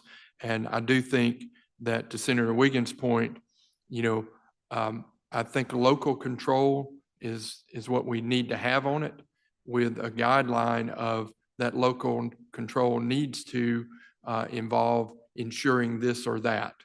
And I look forward to having more discussions of how we can make that happen, but still keep that local control, but have a policy across the state that's good for our kids and for MDE. And so just thank you for that information. And this is a very important topic, as Senator Wiggins said, that we need to give more consideration to. Yeah, I will tell you, through the Teacher Advisory Committee, we have meetings all over the state, and that has been something that they have constantly reiterated, that is an issue. And you are right in that recommendation. It does continue that local control piece as them having that option. It just mandates the instructional time piece is what you're protecting. Yes, sir. All right. And we'll hear more about that report this afternoon when Pierre presents the results. Is that right, Senator Parker? Yep. Okay, thank you. I'm sorry, we can go back to your presentation, ma'am. Thank you. All right. And so to close out with a few strategies that we do have in place this year in response to some of the trends that we're seeing across both surveys. One of those areas, as we noted earlier, is kind of the large area of elementary and special education shortages. So one particular effort that we've been particularly proud to support is the expansion of the Mississippi Teacher Residency historically. That is intended as a dual certification pathway in both elementary and special education, in partnership at most recently with 5 Mississippi institutions. And so at its peak during ESSER funding, the Mississippi Teacher Residency was operating in partnership with roughly 43% of all Mississippi geographical critical shortage districts to ensure that proper certification and endorsement for our special education and elementary education teachers. We do admittedly anticipate, a reduction, however, in the absence of any continued funding, but that is an area we have continued to support, is a direct intervention on those shortage areas through the Mississippi Teacher Residency. And so then another particular strategy that we will be continuing this year, and we always think about how we balance teacher recruitment with teacher retention. One of our strategies for continued teacher retention is the Elevate Teachers Conference. It is an event that is specifically designed for teachers to celebrate, inspire, and empower them in the daily work that they do. We relaunched this conference post-pandemic here in Jackson. We took it on the road to Meridian last year. We're very excited to see where it lands for this upcoming year, given the positive results that we have seen in terms of impact. We've launched it in 2 different areas, have seen the same positive results. And then finally, with Dr. Evans' support, we are excited to launch an education leadership series because we do continue to see that connection between effective school leadership and teacher recruitment and retention. That series is intended to work with administrators on strengthening instruction, strengthening teams, and strengthening their schools, given some of the topics listed here.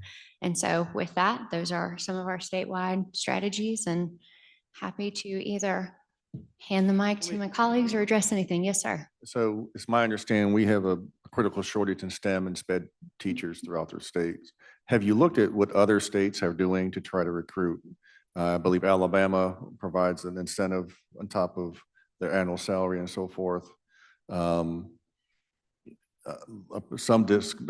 states allow for the local districts to increase their local supplement and not be held harmless, not be held to that if that teacher moves to a different subject area.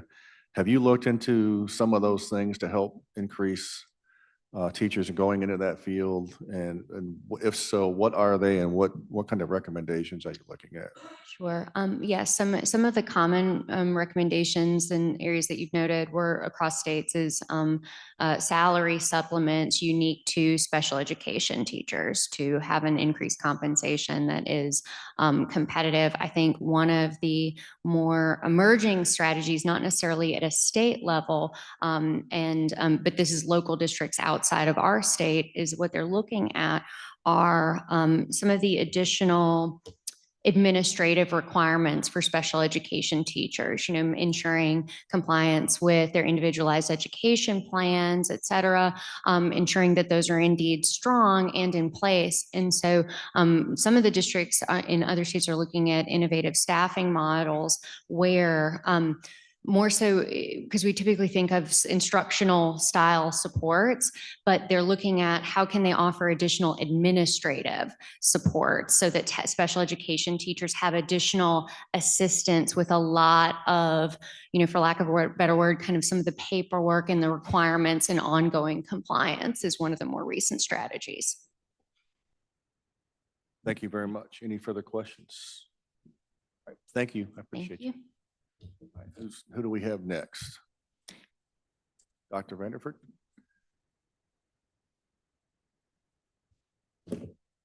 So as many of you know, we have a report that is due by the. Please speak into the microphone for us, please. We have a report that is due by December 1st, outlining some research that we are currently conducting with other states around the use of ACT in lieu of their high school assessments.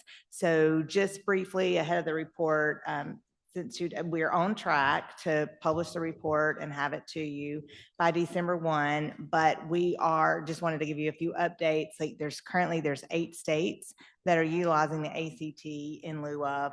Recently, there's been some states like Tennessee that have planned to move forward to the ACT, but then have backtracked on their decision to do that. We are speaking with our counterparts in Alabama, and they're looking to go back to statewide assessments in lieu of the ACT. There's only 3 of the 8 states administer the science component of the ACT. They choose to have their own state assessment for science because the science component of the ACT doesn't necessarily test like science standards.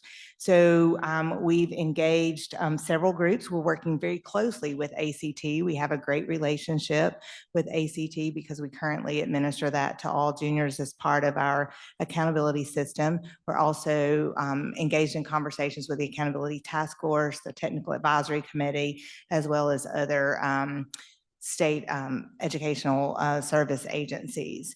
I want to go back.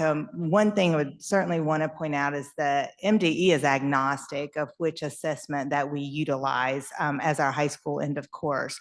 We're required to administer in ELA and math and science at least one time in 10th through 12th grade. But going back to what, Mr. Chairman, that you said at the beginning, a question for Dr. Evans about the gains that Mississippi has made over the last 10 years.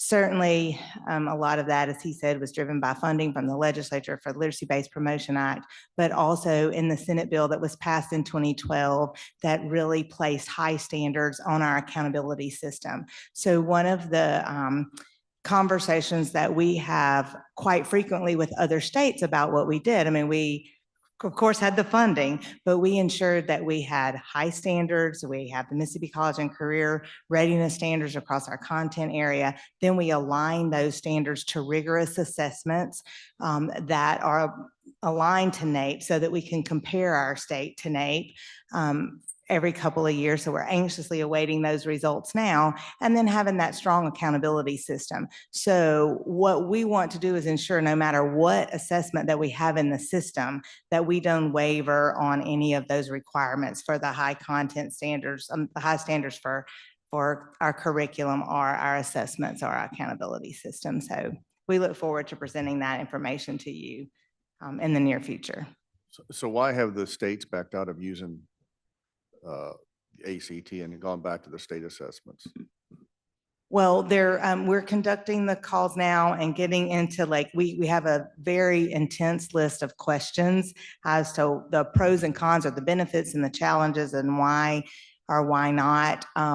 You know, some of our colleagues in other states have just said it didn't produce the intended outcomes for improving student achievement as they once thought it was. I mean, if you compare us to Alabama, there's not a lot of difference in our mean ACT score across the state. So, but in comparison to those, so it's various reasons, but we're asking questions like, with students with disabilities, I mean, how are they providing accommodations for administering that test to students? I mean, because our accommodations are much more, we have more accommodations that are allowable on our current statewide assessments than we may have with the ACT. There's test security issues. So we're just asking those questions because we really want to understand the benefits of it. Is it going to reduce testing?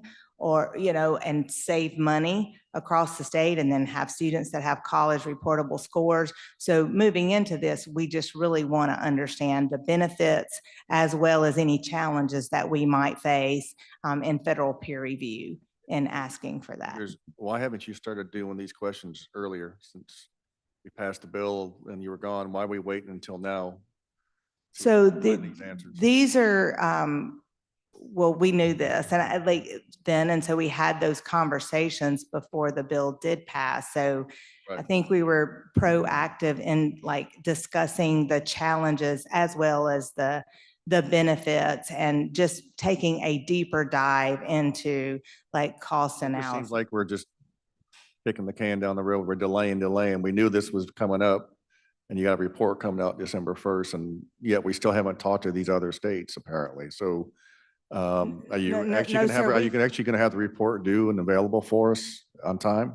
Oh, yes, sir. We're going to have that. And we have talked to other states. It has not been the opportunity to sit down and invite others to participate in those calls and join ACT with those. So It's been informal conversations. Well, you say you haven't had the opportunity, we've been out of session for several months, so it seems like the opportunity's been there, you just haven't taken the opportunity. It has. We've had accountability results and a Why number. are other states, you said 3 states are using the ACT for their science assessment. Why is that? That there's probably a good reason for it. Why are they doing that? Well, we think the states that are not using it is because they prefer to maintain and assess on their current state standards with their own statewide assessment. All right, okay. And what's the process to get, if we went to the ACT, the feds have to approve that? Yes, sir. What's the process and the timeline for something like that, if that were to happen? So usually the deadline is in February for us to submit for any changes that might result from legislation or changes in state board policy. So the current changes that we're making to the accountability system now through the fall will be submitted to the feds in February. So we can submit it any time, but to have an implementation within a 6-month time frame, they like for that to be in by the first part of February. And it's going to take, once we submit the request, how long does it take to get a response back? Well, that varies as well. We've had some states tell us last week that they had amendment requests in for nearly 12 months that had not been approved. That's what we discussed before. I didn't know if it had Mm-hmm. changed. Okay. Any questions, Senator Boyd? Dr. Vanderford, on the ACT, it's been a few years, but if I remember correctly, and then I had a child that took this a number of years ago, but on those science assessments, a great portion of that was reading comprehension, and it wasn't a base level of science. Is that still correct on that? Yes, ma'am. It Okay, is. and what other positions besides the science one, is that also the same? I think we would face some challenges with ELA with our current standards. So we would have quite a bit of changes to our ELA standards, I think, in order to align to the ACT. Okay, but so you wouldn't necessarily be testing subject-based knowledge. You would just be really, could they read the reading comprehension passage and Data analysis. Yeah. Yes, ma'am. Okay. So that's included in our report as to if we would make a recommendation to continue with the current science assessment that we have for biology Okay. in lieu of that. Thank you, ma'am. Any further questions for Dr. Brent? Okay. All right, seeing none, I think that's it.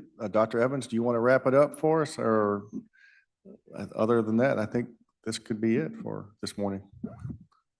I guess what I would say again, reiterate, thank you so much for your support and the opportunity. And if you had any other questions, I would want to be sure and get those. Of course, you can ask them anytime, but if you wanted to ask them now, I would want to make sure and get those answered for you.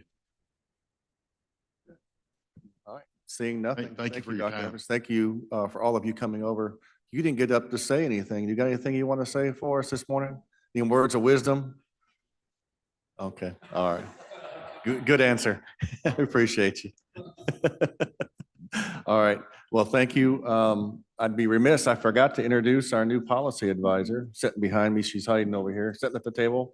Holly Robertson is our new education policy advisor of the Lieutenant Governor's office. And so she's also to blame. You know, like a good leader, I don't blame myself. I blame those around me. It's all her fault. So she was the one that set this for today too. No, that was totally my fault. Christy, is the lunch is here for everybody. So lunch is in 210 if you want it. No, up to y'all. I think we'll be back at 1 o'clock. 1 o'clock, and make sure you see Christy to sign paperwork if you haven't done that already. All right. So we're recessed until 1 o'clock. Thank you.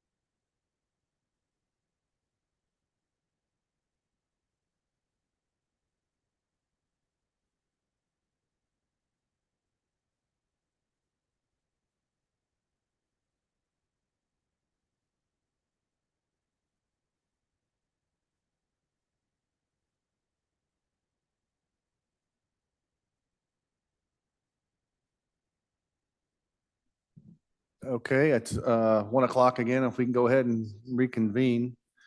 Next up on the agenda, we got SREB and we've got Megan Boren, the policy advisor. We're going to talk about teacher workforce, teacher shortages and targeted solutions. See the slides up on the screen here. Megan, are you there and can you hear us? Yes, I can hear you. Can you hear me? Well, thank you for being here. And we appreciate you and ready for your presentation. And if you go ahead and begin, we appreciate it. Wonderful. Thank you, Chairman. Thank you, committee members, for inviting me today. It's wonderful to be back with you all again, testifying. I'm going to get right into the presentation because I have quite a bit to share, and I know our time is short. And we certainly do have quite a lot more information than what I'll be sharing available on our website and available that I'm happy to speak with any members about in the future if needed. I'm sure most of you all are familiar with SREB as we have spoken with this committee multiple times. We do work on the teacher workforce pipeline. I've actually studied this for 10 years now, and we work on analyzing data that is available across the nation, as well as focusing in on our region and publishing information from these trusted, reliable sources. We also conduct our own studies, both qualitative and quantitative. We have many partnerships to do so. We convene and engage, interview teachers, principals, convene and engage policymakers and others across the education space and support action. I'm going to jump in first to highlight some data. Again, we have a lot more of this data on our website, but I have selected some information today based on your request and hope that you all see this as useful. When we're talking about teacher workforce data, I want to emphasize, especially in thinking about shortages, that we should not think about shortages just as a number count of teachers and educators themselves. We need to think about the types of educators that we have in our schools or that we are lacking. We also need to think about the quality of those educators, their preparation experiences. Excuse me, I'm fighting a cold. The quality of their preparation experiences, their impact with students, the distribution of talent, and of factors that are affecting our workforce and our shortages. So I'm going to highlight a few things for you today. In our region, which most of the data I will show you today, it is from the southern region. And of course, when we're looking at multiple states, 16 across the region, this data does lag. So mostly I will focus on the 22-23 school year because that is where we have comprehensive data in the most recent time period, but I will highlight a few more recent statistics as I go through the numbers. So no surprise, in our region, teaching is still dominated by women and is dominated by those who are white. We do have a shortage of teachers who are minority representing. And of course, our teachers are demographically not looking the same as the students in our region.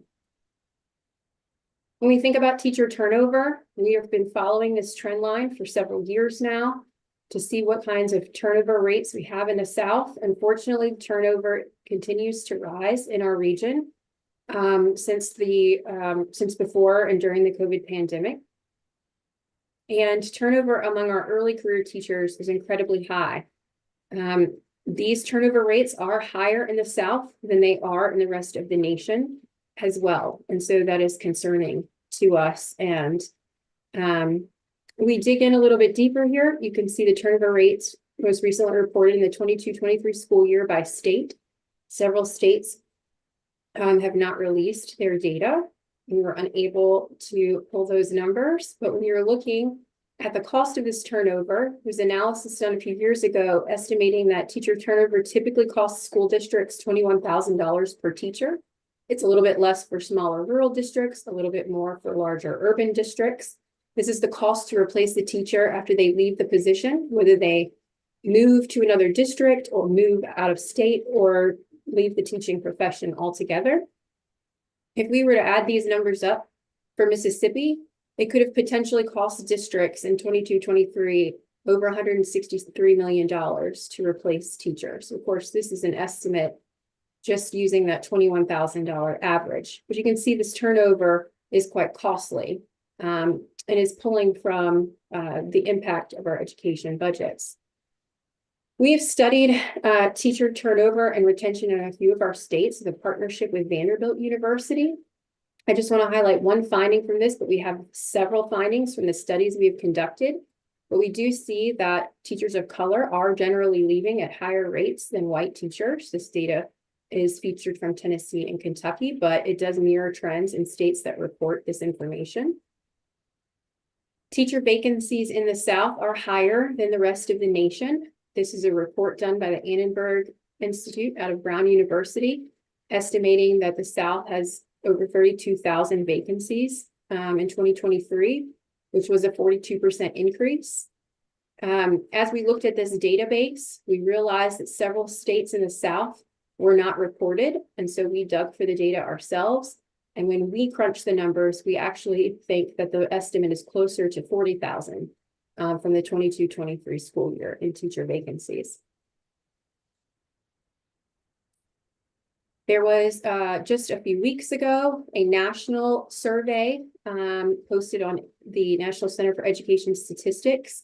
And we pulled some data from the Southern region, which does not include all 16 of the SREB states, but does include a majority of them. And that survey highlighted that vacancies continue to be a serious problem.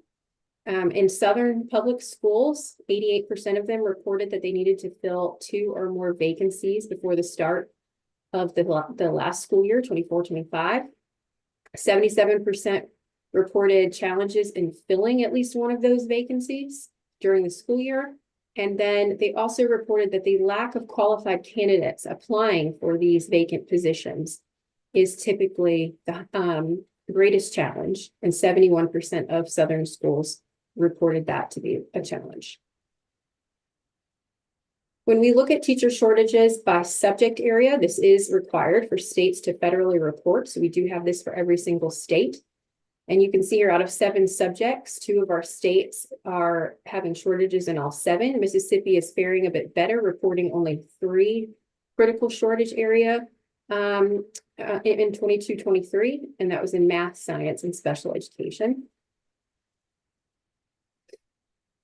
When we look at the quality of our teachers in the Southern region, we do have a bright spot that the South leads the country in the percentage of teachers who are nationally board certified, which is typically a measure that increases, or a program that increases teacher supports teacher effectiveness, although the results of that are not fully consistent in all cases, but it does have typically positive results.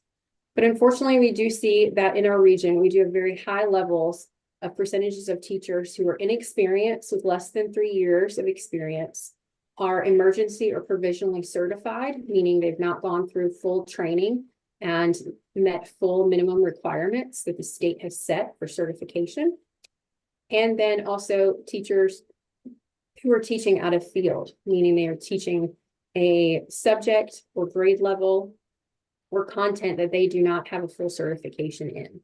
Well, but they are fully certified teachers. When you put these numbers together in our region, that means 1 in 3 teachers are inexperienced, out of field, and or uncertified. And we also see that our inexperience level in the South is lower than the nation. These are proxy measures of quality. Experience does not mean that you are a better teacher. Teaching out of field does not mean that you cannot have results with students. And emergency or provisionally certified does not mean that you are not taking steps for certification and to be an effective teacher. But these are measures that indicate that students are experiencing less growth.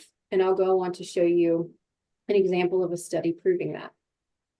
Before I get to that point, I want to say, when we look at talent distribution, which we should look at this across subjects, across grade levels, across school types, and across geographies, but we look at the numbers across school types of poverty level, we do see that there are more inexperienced, more out of field, and more uncertified teachers in our Title I schools, which are our high poverty schools.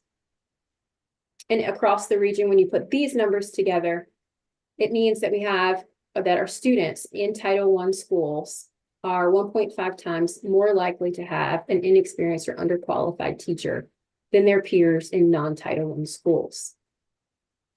I bring this up because Title I eligible schools do represent a majority of the students in the Southeast.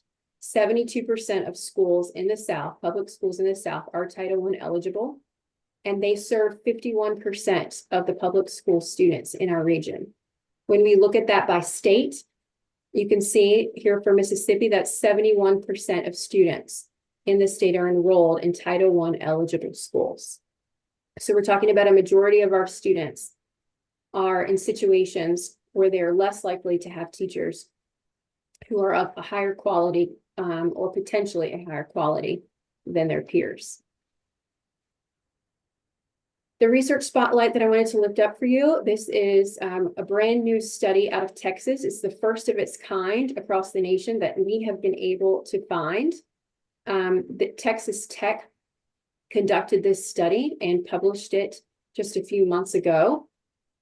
They pulled the cohort of teachers from the last decade, 2014 to 2023, and studied the effectiveness and retention of teachers who are uncertified and teachers who were fully trained in online programs only, rather than a more fully robust traditional or alternative certification. And the results were very interesting. They found that in Texas, 45% of full-time new teacher hires are uncertified, which is a very large number of teachers and higher than some of our other states. But still, we do see this trend in rising amounts of uncertified teachers. And the uncertified teachers made up over 80% of new hires in the 40 most rural counties in the state. So we're talking about quite a significant amount of teachers in Texas. 72% of the uncertified new teachers had no prior experience working in schools in Texas. And nearly 1 in 5 of these uncertified new teachers did not hold a bachelor's degree. And when they published their findings for what this meant for our students, the students who were taught by these new uncertified teachers on average lost 4 months of learning in reading and 3 months of learning in math, unless the teacher had prior experience working in a public school. The students who were taught with uncertified new teachers also significantly were underdiagnosed for dyslexia, and those students were typically more absent from school than the students working with other teachers. We really find these findings to be very interesting and hope that there are more opportunities for states to study data like this in order to really understand the consequences of our teacher shortages, and more importantly, the way that we are preparing and or certifying our teachers and how we are supporting those teachers once they're in the classrooms in front of our students. I also have a little bit of teacher pipeline data that I would like to lift up for you all. Because in looking at the fact that we do have rising shortages and rising vacancies and harder time filling these vacancies, we need to understand what our pipeline of future teachers is looking like. Unfortunately, the pipeline of our future teachers is decreasing. We saw a bit of a bright spot in 2021 where it looked like perhaps the trend was reversing, but unfortunately a dip came back down, although, this was a 23% drop over the last decade. Although we do see when we look at Mississippi's trend line, there were actually, instead of dipping back down after 2021, the trend line still increased. So Mississippi is still working hard to increase the pipeline of new program completers. This does include traditional and alternative certification pathways that are reported by states. When we look at, when we look at these numbers, we do think that this may be slightly underreported, but we do think that the trend line is accurate. We are also seeing that over the last decade, there's been an increase in the percentage of teachers who are coming out of alternative certification programs rather than those traditional baccalaureate degree programs or master's degree programs. And when we look at the numbers in Mississippi, we actually see that Mississippi has an incredibly high, over half of their new teachers now are graduating from alternative certification programs rather than traditional programs. And again, this is data found on a federal database, and the states are responsible for reporting this, but we would like to have more in-depth data around this to study. In addition to having more in-depth data around teacher pipelines, we'd also really encourage our states to think about when they are looking at turnover data and when they are reporting or requiring collections of turnover data, that it would be most useful to make sure that it is required to report on turnover by the type of school, turnover by the type of geographic area, rural, urban, or suburban, turnover by years of experience, by the pathways into the profession, by how much induction support teachers are receiving, whether they have a mentor or not, and also to report turnover connected to the principal of the school in which they are teaching, how much experience or training those principals have.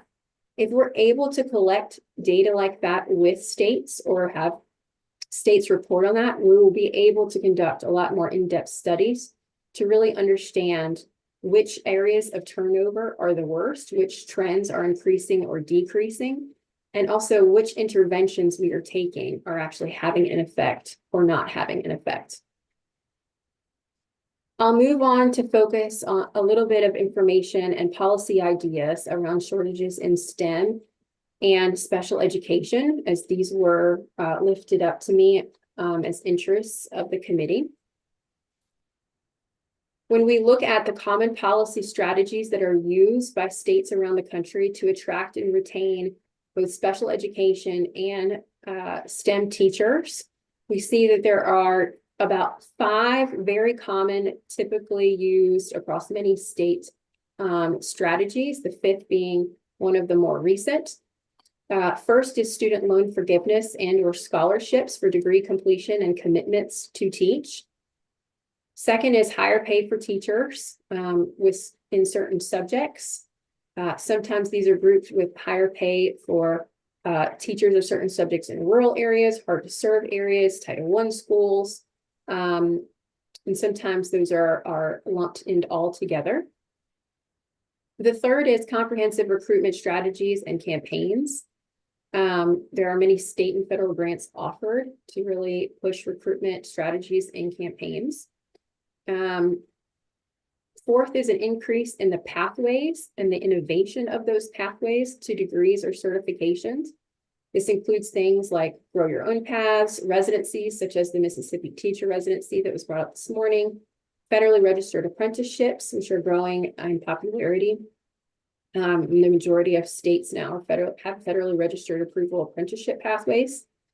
Alternative STEM and SPED endorsement pathways, which is an emerging piece that is helping teachers who already are certified in another area of education to be able to receive SPED or STEM endorsements through an alternative fast-tracked path. And then the 5th being reciprocity, the portability of licensure to certify teachers coming from out of state as fast as possible. So digging in a little bit here on these strategies, when we look at student scholarships,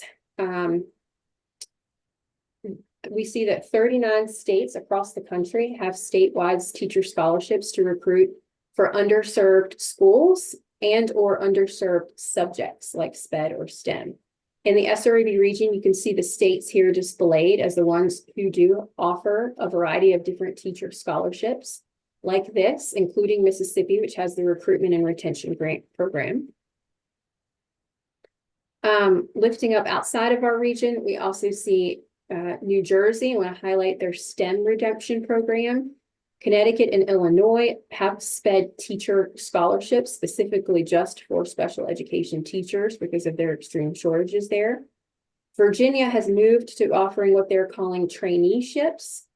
They do not have full registered apprenticeship yet in Virginia, but it is similar to those apprenticeships for SPED personnel, providing a paid pathway into teaching for special education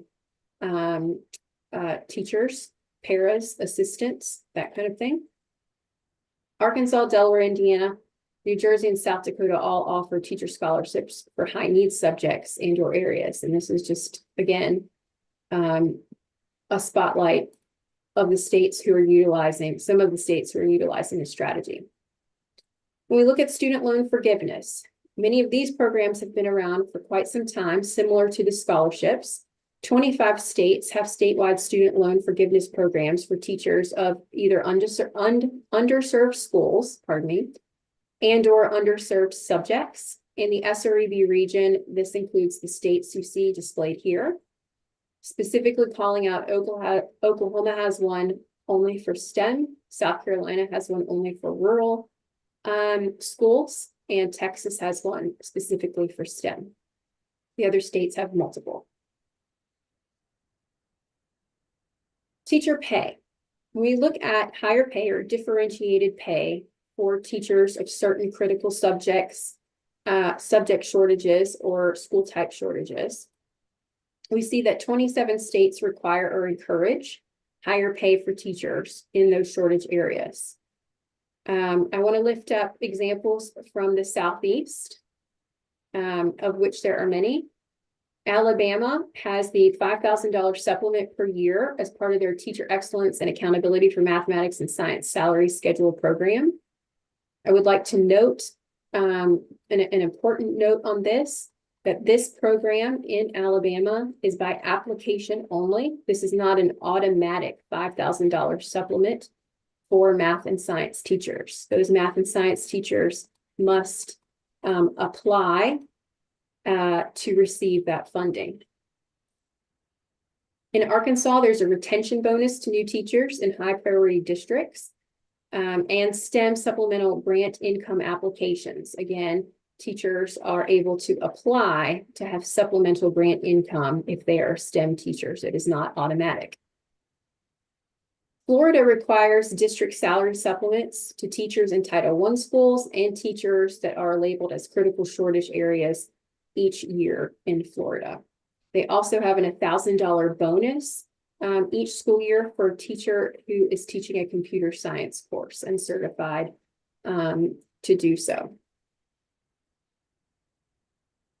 In Georgia, they permit districts, they do not require, but they permit districts to consider shortages in order to offer supplements for subjects or grades that have shortages in them. They also have a new secondary math and science teacher compensation differentiation where secondary math and science teachers receive pay that is at the level 6 on their step and lane salary schedule, 6 years of experience. And then once one of those new teachers have taught for 5 years, they're awarded an additional year of credit on the salary schedule.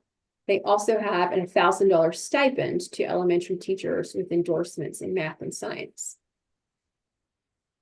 Kentucky permits districts to offer salary supplements in schools that are identified as targeted or targeted comprehensive support and improvement status. So that's a different way of going about it.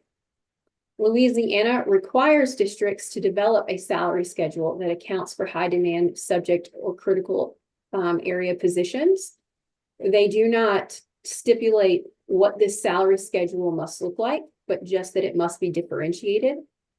The state also offers critical teacher STEM incentive program, which provides a $3,000 supplement for newly certified STEM teachers for the first full year, 4 years. That is a statewide program on top of that salary supplement requirement. And sped teachers may be paid an amount equal to their base pay plus 10%. Again, the word may there being operative, that goes back to a district decision. Oklahoma permits districts to provide incentive pay systems, but they do require certified sped teachers to be paid 5% above the wages paid to teachers in that same school district. Mathematics and or science teachers, mathematics or science teacher shortage employment incentive program in Oklahoma. This is a program that's relatively new that offers an incentive to individuals who enroll in a major course of study in math or science at their undergraduate or graduate level and declare an intention to teach, and then subsequently do teach at the secondary level in one of those subjects for a minimum of 5 years. That incentive payment can be used to repay their student loans or can be paid directly to the individual as salary. The total amount of their incentive payments cannot exceed the amount equal 3 times to their average annual cost of their undergraduate resident tuition and fees for full-time enrollment in the teacher prep institutions in Oklahoma. So a lot of specifics there. Tennessee requires districts to implement differentiated pay plans to aid in staffing shortages and retaining highly qualified teachers. Again, that is a requirement for districts, but districts are able to do so in the way they see fit. Texas has a statewide teacher incentive allotment program that they have run for several years now that has been very successful. It provides substantial pay increases for teachers who teach in high needs schools and or rural schools. There are stipulations to this program. The teachers must display a certain level of effectiveness. Their school district must apply to be approved as a rural school or a high needs school in order for the teacher to receive the pay increases. And there are 3 different tiers of pay increases within this. The top level tier to that, teachers meeting that eligibility top level requirements receive as much as $20,000 increase in pay.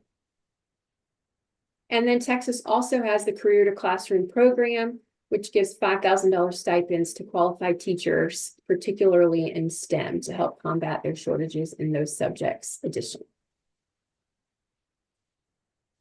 Virginia has a strategic compensation competitive grant initiative that they supply money to districts in order to incentivize teaching in low-performing, hard-to-staff schools in critical subject areas.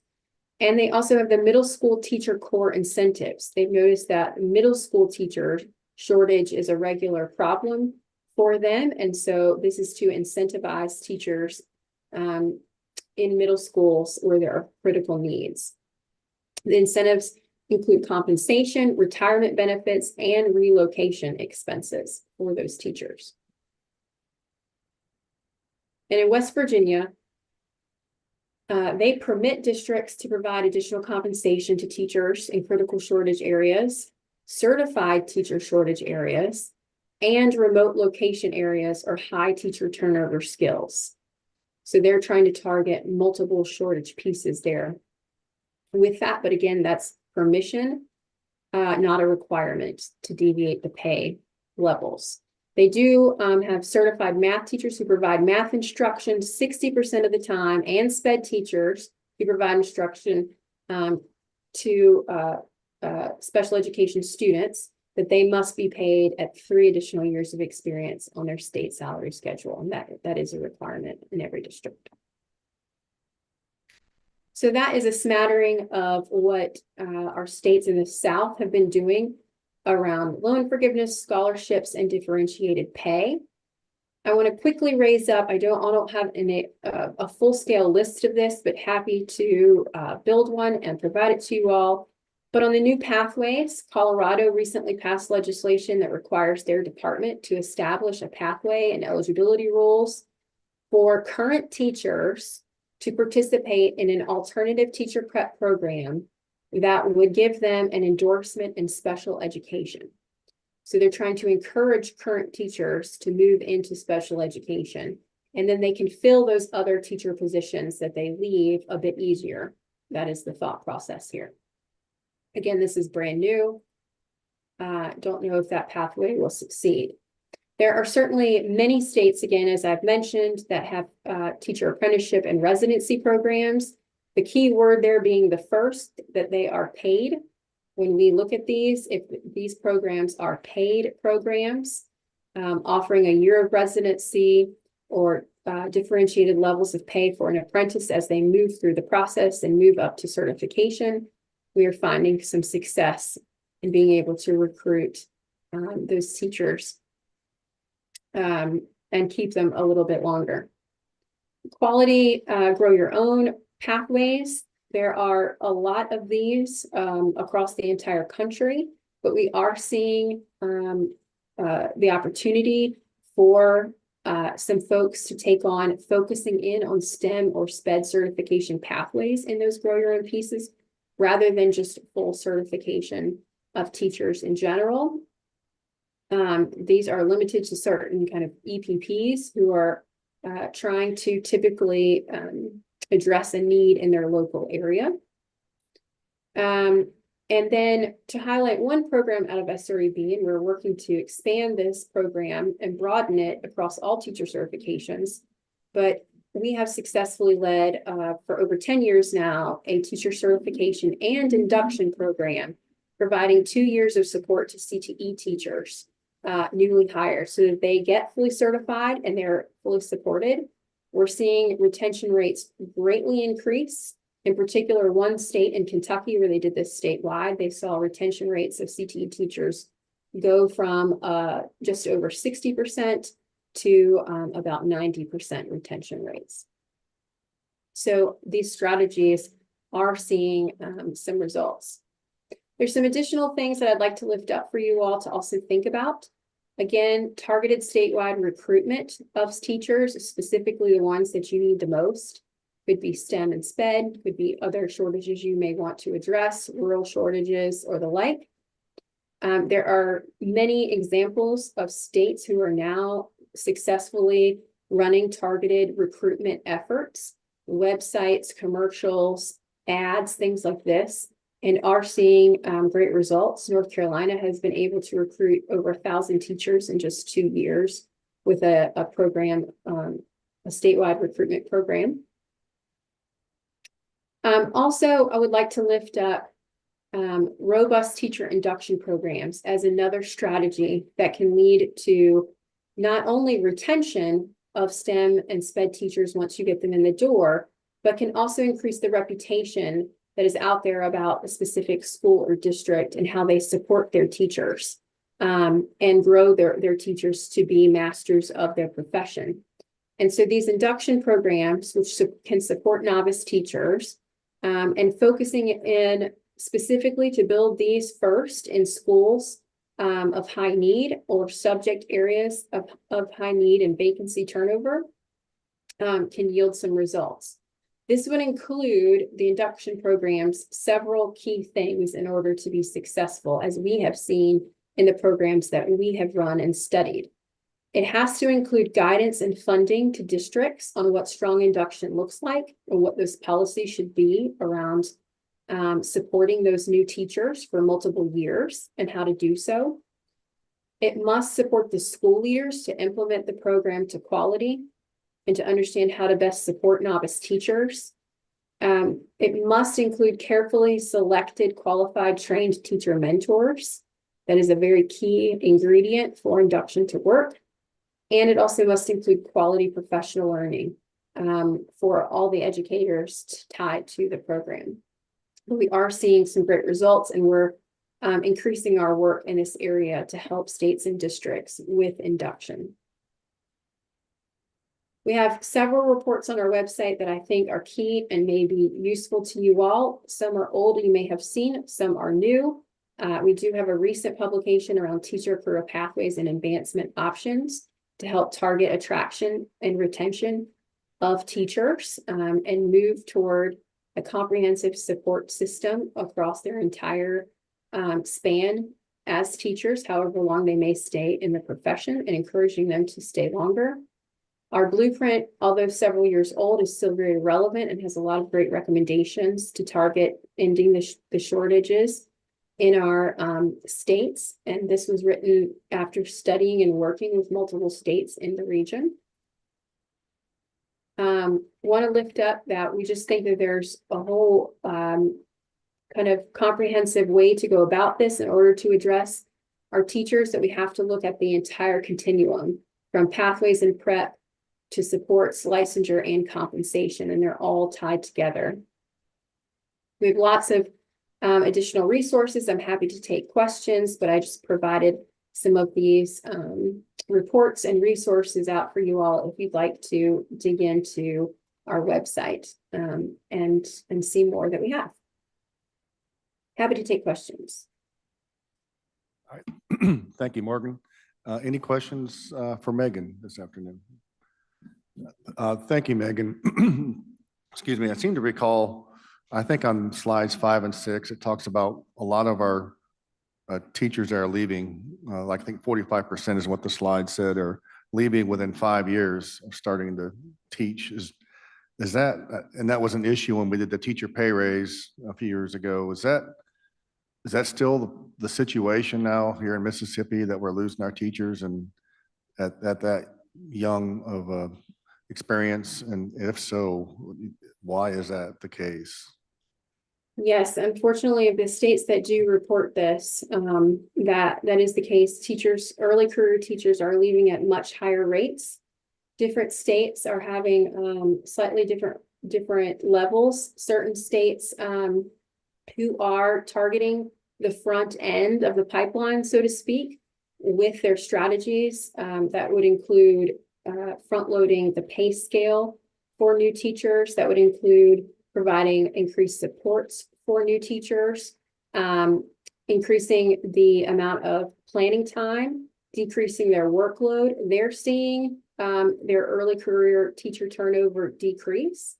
But of the areas that have not been able to really front load that piece in a full scale way, we do see that early career teacher turnover is extremely high.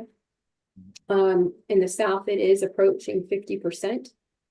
There are some studies nationally that show that our high needs school districts nationally are at about 40% of teacher turnover for early career teachers. So this is a very big problem that we all need to pay attention to.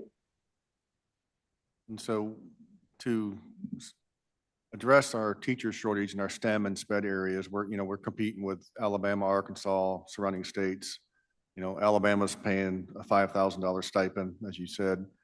What can you recommend that we do based upon what other states are doing to try to compete with those states, as well as persuade or motivate students to go into these career fields and then become STEM teachers or a SPED teacher? Sure. Well, there's a few recommendations. One, I think really helping to make sure that this pathway into teaching is more accessible for more folks and is more attractive for more folks. We've been doing a study in partnership with Vanderbilt University, and Tennessee has offered an early career pathway, a CTE pathway, in fact, into teaching in their schools for the last 10 years. They're seeing a dramatic increase in the number of people who are enrolling in those courses in Tennessee.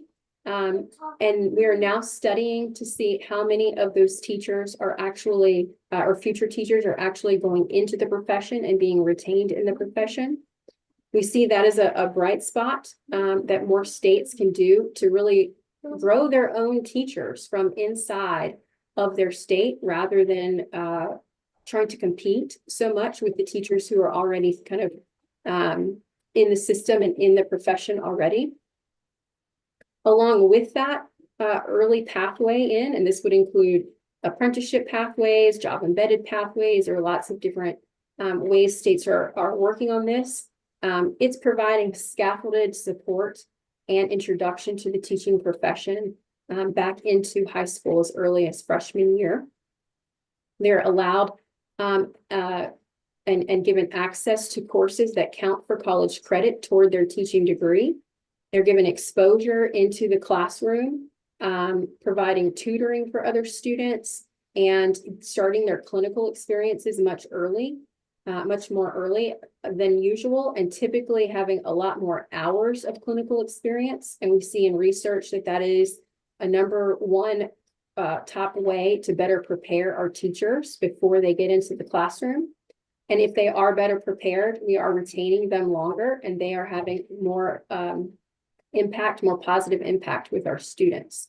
So this is one thing that we really want to lift up, is those pathways. And again, we recently put that report out that I hope will be helpful to you all, highlighting some spotlights across the nation on those early pathways to really grow your own and kind of change the tide of the conversation around teaching, encouraging and introducing more young folks to the profession. But also, as I said before, front loading our services to new teachers, front loading the pay schedules to encourage more to come in, giving them some concessions in workload so they're not overwhelmed in the first few years and burn out and leave, providing planning time that is held sacred for those teachers, giving them mentors. That is a very promising, well-studied piece, is for new teachers to have mentors, that it does increase their retention as well as their effectiveness in the classroom. So that's some recommendations that we would very much lift up. Also, I think differentiated pay and differentiated licensure is tied in with that. The more you are able to grow the skills of your teachers and recognize that growth and reward that growth through different licensure types of advancement and different pay for those advancement pieces. Again, that Texas Incentive Allotment Fund is a really great example that's finding success. That is a very solid retention tool to keeping the talent that you have, as well as growing that talent to be more effective with your students. I hope that's helpful. Oh, yeah. Thank you, Megan. Any questions? Senator Hobson? Thank you, Mr. Chairman. Megan, this is Senator Hobson, and with respect to your last comments on the other pathways, I assume that the apprenticeship remarks that you made would hold true for the residency program as well? Yes, they are similarly studied and having similar results. That residency program, if it is providing up to a year or more of clinical experience for teachers. And similarly, the apprenticeship is providing typically that plus more clinical exposure, hands-on, on-the-job learning exposure. But a year is kind of where the research is showing us that either residents or apprentices or other pathways, that's the mark of a lot more comprehensive preparation and readiness for the classroom. That's really helping to increase the retention rates of new teachers. Yeah, I can certainly see that would help. I probably the concern is we're, drinking from the fire hose, so to speak. We need teachers so badly that we just have to force them in the classroom. And I would think that apprenticeship or residency would be a much better way to prepare them, allow them to have a softer landing from school into the profession. But, that's a struggle that we're probably every state's dealing with. One other question that's probably a little bit off point, but you may have some knowledge since you're with SREB. That's been one of my arguments or concerns, is we have not implemented virtual teaching as well as we should have to deal with the teacher shortage. And we have a teacher shortage. We're looking at tools to help remedy that problem. But in the meantime, we need qualified and really well-trained teachers to teach kids. And we see it in some of our districts. They're dealing with long-term subs just to get by. And I saw your statistic earlier about the learning decline that you have when you don't have a credentialed and certified teacher in the classroom. What are other states doing with respect to virtual classrooms to help stem the tide until we can get something going with teacher recruitment and retention? virtual classrooms for the students themselves or virtual Yes. classrooms for preparing teachers? For the students, if you don't have a qualified teacher in your district, that you can partner with other districts to have a teacher online and just put a proctor in the classroom while they're listening to the teacher that's in another school district or another part of the state that could help. Certainly, yes. Well, there are several states who have a state virtual academy. Florida has one, North Carolina has one, there are many others. And they typically, those teachers are very well trained, highly effective teachers. They're able to hire the cream of the crop. And they utilize those teachers to offer instruction to public school students in schools across their state who do not have a teacher for that subject. Many states are having some success in that, although that does have a bit of a limited personal interaction because those class sizes can be quite large. But it does provide actual instruction to the content rather than just fillers of utilizing apps, games, or videos. That's one strategy. We're also seeing now that some districts are offering virtual academies where they have a limited set of teachers needing to be hired, but then they're able to enroll students from across the district or multiple districts if it is a multi-district partnership, and have those students attend those virtual classes across school and district lines. There are some places that are having really good success with that. Those districts who are kind of doing it one-off or doing it in a more limited capacity, we're not really seeing a lot of great results. It's more of a situation where it's, very, very limited instruction and more just interaction with certain kinds of technology or games for students. So we would encourage looking toward, either statewide virtual academies that can provide supports across the state, or district virtual academies or multi-district partnership virtual academies to help with this, where you can concentrate those resources and make sure those educators are much better at that online education for students. Great. Megan, thank you. And if you have information on some of the more effective virtual programming, if you would get that to our Chairman DeBar, that would be great. Thank you. Certainly. And also just in the comment about the residencies really quickly as well. There are states that have moved toward requiring a year-long clinical residency for all teacher prep candidates, including alternative prep. Louisiana has done so for the last 8 to 10 years. West Virginia has moved to it now as well. There are a few others. The caveat being that programs that are labeled as out-of-state programs, which many of the for-profits are able to be labeled out-of-state, they do not have to comply. And we are seeing a growing number of teachers hired from those programs that are completely online. But again, as I showed, the effectiveness level of those teachers are much lower, and states are unable to have the same accountability measures for those pieces. So that is one thing that states are still wrestling with, but many are moving toward year-long residency requirements for all programs that they are able to regulate.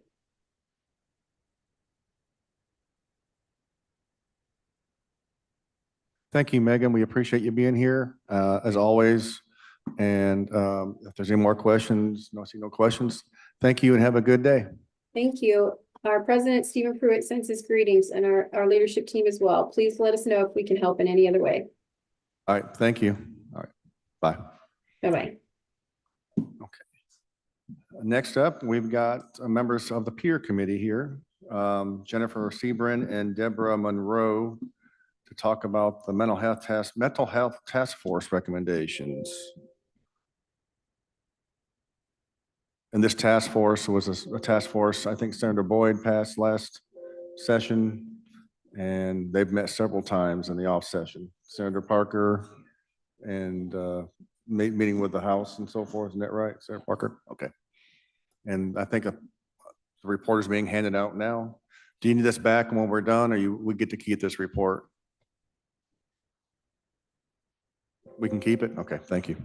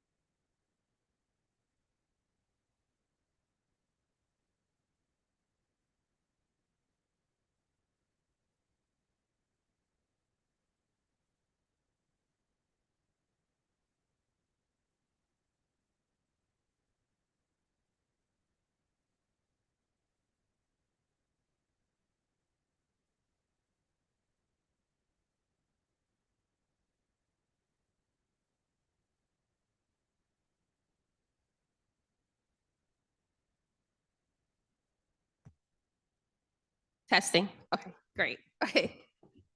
So good afternoon, Mr. Chairman and committee members. Thank you all for having us. I'm Deborah Monroe, a senior analyst with the peer committee staff. And today we'll go over a few of the proposed recommendations to the legislature put forth by the K-12 and post-secondary mental health task force in an effort to improve students' mental health outcomes. As you're aware, Senate Bill 2727, sponsored by Senators Boyd and Parker, was created to establish the task force. And members of the task force were charged with determining what mental health challenges K-12 and college students were currently facing.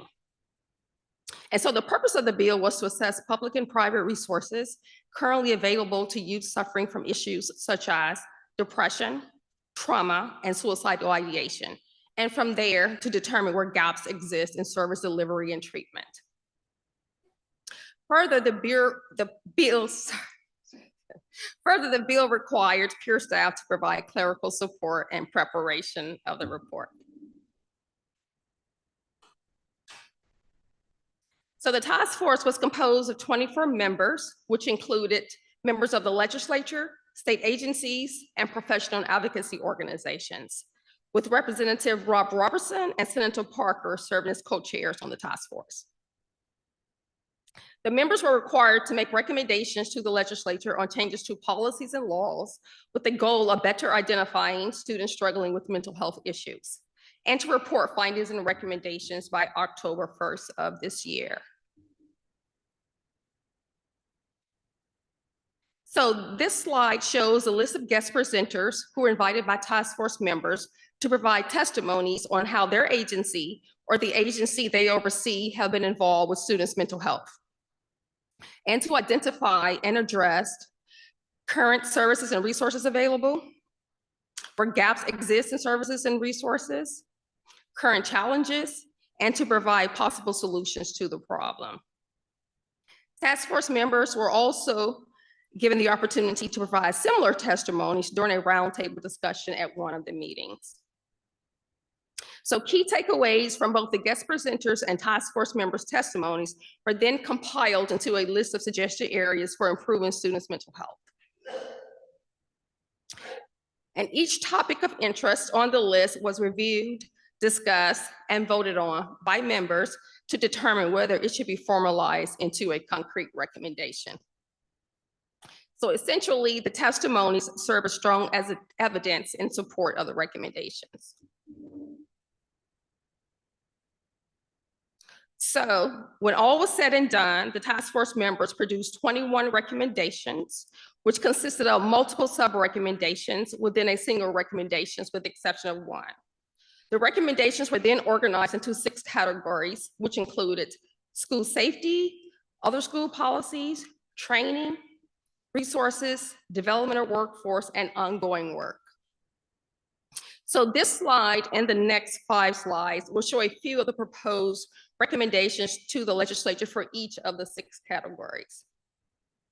The complete list of recommendations can be found on pages 8 through 12 of the task force report that was handed out to you. And so I will go over a few of the key takeaways from the guest presenters and task force members' testimonies that led to these recommendations, beginning with school safety. So under this category, a key takeaway indicated that universal mental health screening should be mandated for all students. It was noted that the current behavioral health screening is targeted towards students experiencing or exhibiting behavioral stress or at risk of harming themselves or others. It was further noted that the quiet and withdrawn students were basically being overlooked. So the first bullet point shown here is a recommendation based on evidence presented by the guest presenters and the task force members, which states school safety, which states to provide that the school safety grant program establishing code may fund the implementation of a mental health screener for students with a preference for high quality resources at the lowest and best cost, including free resources, and to allow school districts the autonomy to choose a screener suitable for their district provided the screening has been approved by the Department of Mental Health.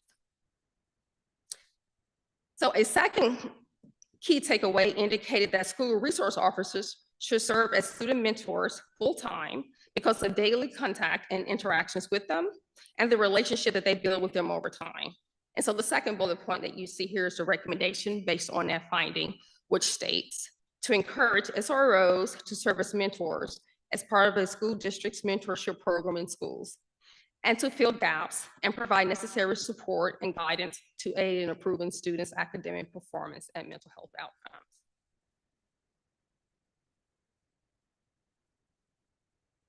So next we have other school policies.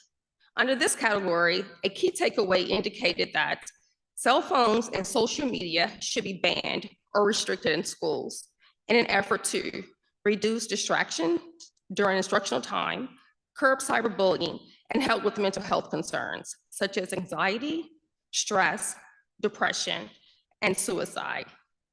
So the first bullet point shown here is a recommendation based on evidence presented, which states to mandate all school districts to implement policies prohibiting the use of social media, cell phones, smartwatches, and other technology unrelated to classroom learning during classroom instruction, and to allow school districts local autonomy to decide how to implement such policies. A second key takeaway indicated that recess is an important part of a child's development and overall health and should not be used as punishment.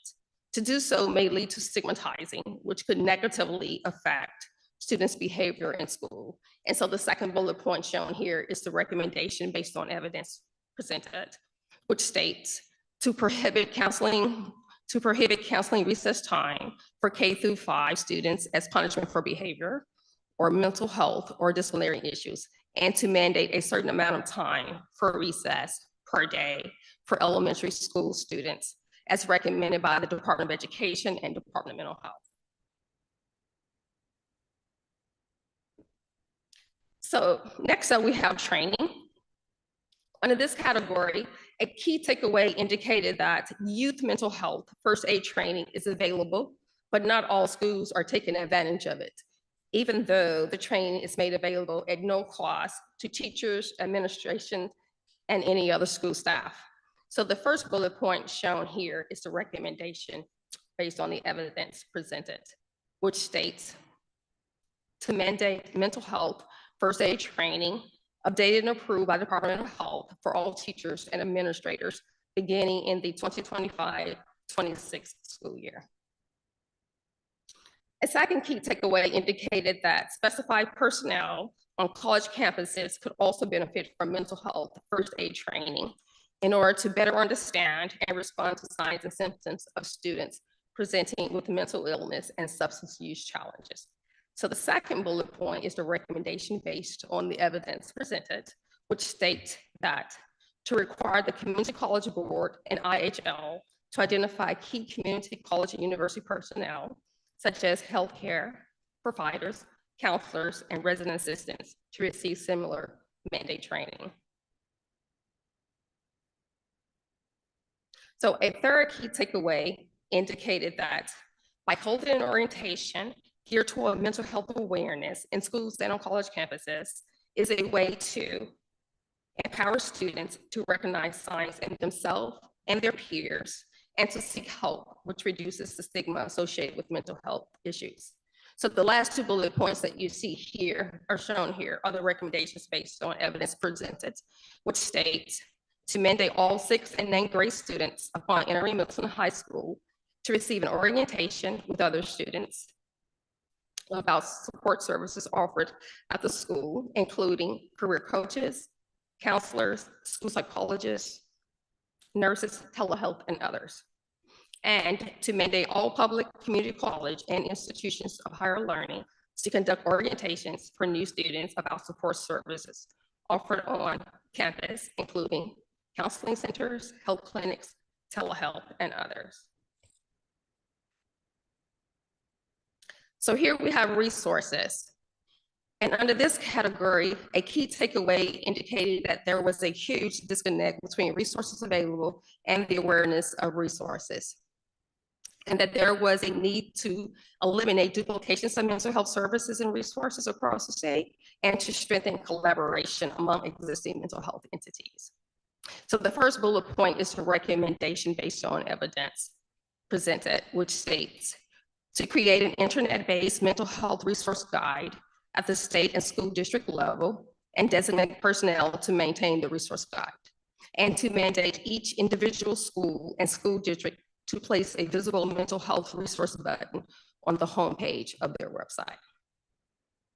A second key takeaway indicated that the 988 suicide and crisis lifeline number should be printed on student IDs in all middle and high schools. And in doing so, could provide immediate access to critical help for students in crisis. So the second bullet point is a recommendation based on the evidence presented, which states to require future identification cards printed for middle and high school students to include 988 suicide and crisis hotline number beginning in the 2026-2027 school year. So a third key takeaway indicate a need to reduce stigma and increase awareness of mental health by establishing peer councils and or peer drop-in centers in schools and on college campuses. And so the third bullet point is the recommendation based on evidence presented, which states to implement a pilot peer-to-peer programs to help students deal with trauma and promote mental health wellness at the high school, community college, and university levels, with appropriate oversight from personnel, including administrators and mental health professionals. A fourth key takeaway indicated a need to find adequate space for mental health counselors and therapists to confidentially provide services to students in schools and on college campuses. And so the fourth bullet point is the recommendation based on evidence presented, which states to encourage schools, community college, and universities to plan for space within currently existing structures for counselors and therapists to confidentially provide mental health service to students, and to require entities expanding physical space or building new facilities to consider designating confidential space for mental health services. So moving on to development of workforce. Under this category, a key takeaway indicated that there's a shortage of mental health professionals in the state, such as child psychologists and psychiatrists, school counselors and psychologists, and licensed counselors on college campuses.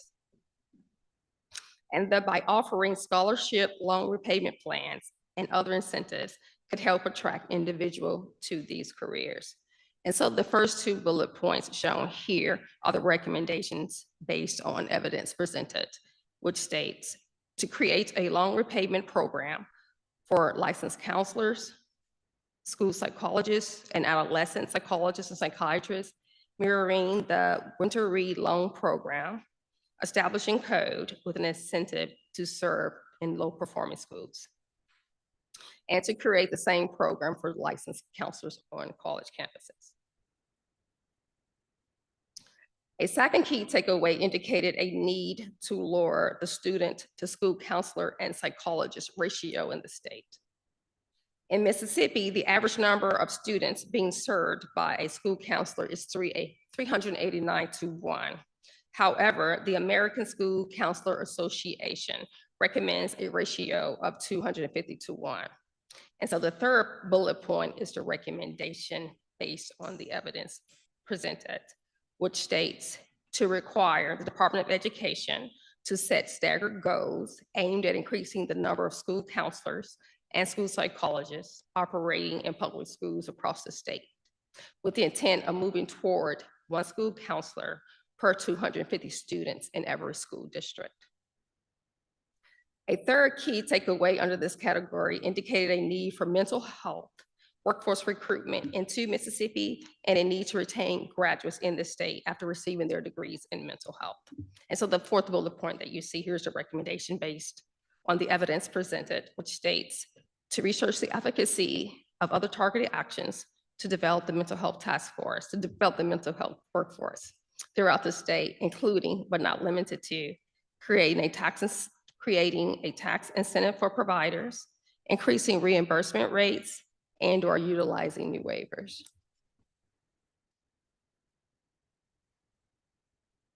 So in the final category, we have ongoing work, which only had one recommendation, and it was deemed necessary in the event modifications were needed to any of the 21 proposed recommendations to the legislature by the task force. And it states to continue the work of the K through 12 and post-secondary mental health task force by extending its repeal date during the 2025 regular legislative session. So this concludes our presentation. Thank you all for your attention.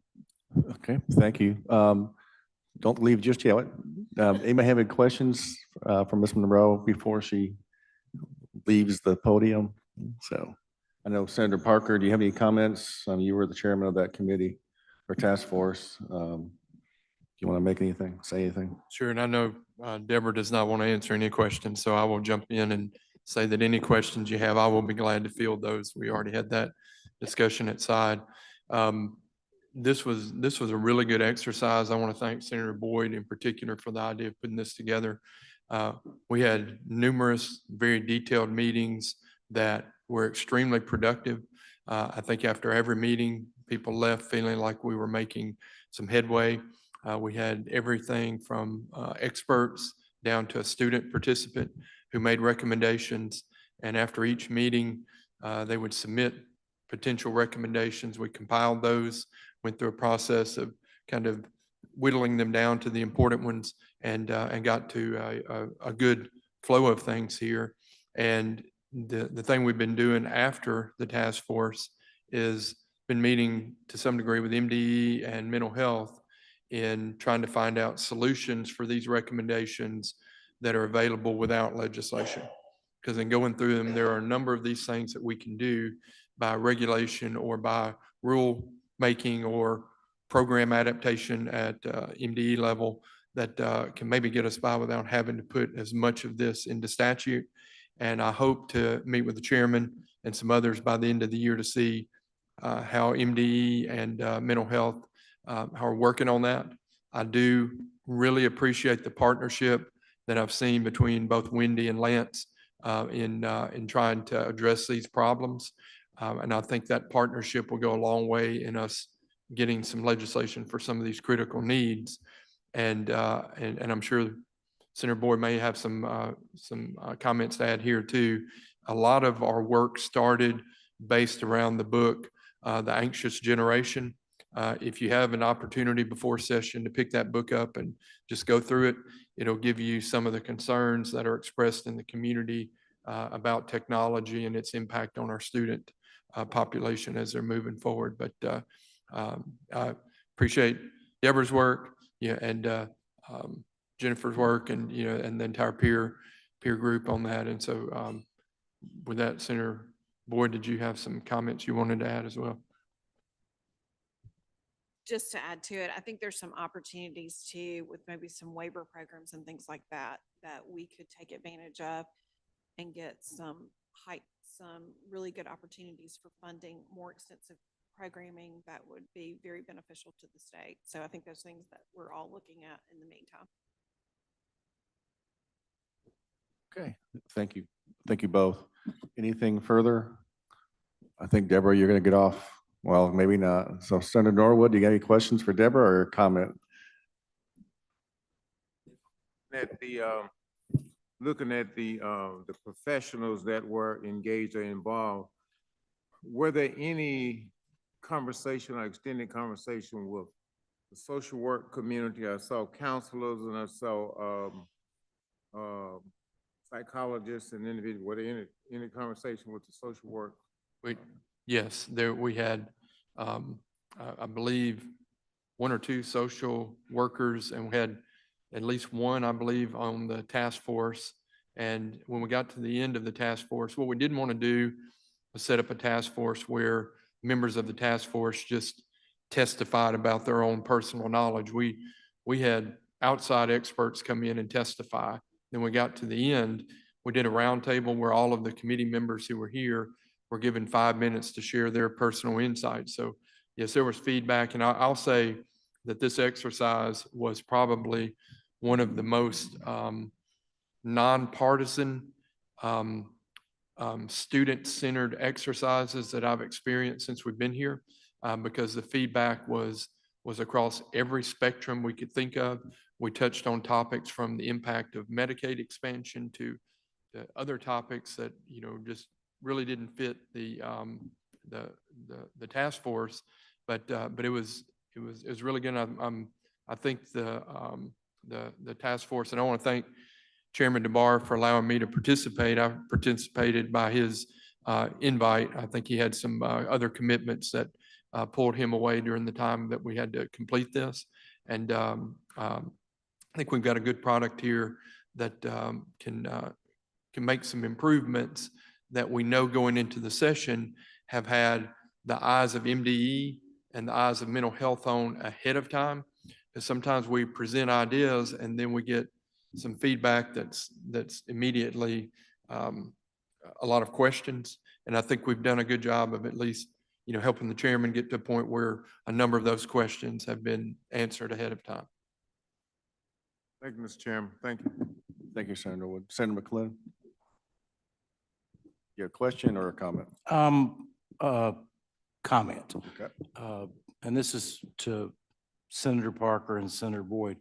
I don't know if this came up or not, but West Virginia started implementing if there had been an incident at a child's home where there was an arrest or some kind of situation that police had to be called, that school district or school that child that goes to, they were notified the next day just to give them a heads up that, hey, if this kid goes into a shell or this kid acts up, there was an incident that was involved and may need, you know, some kind of special attention to that.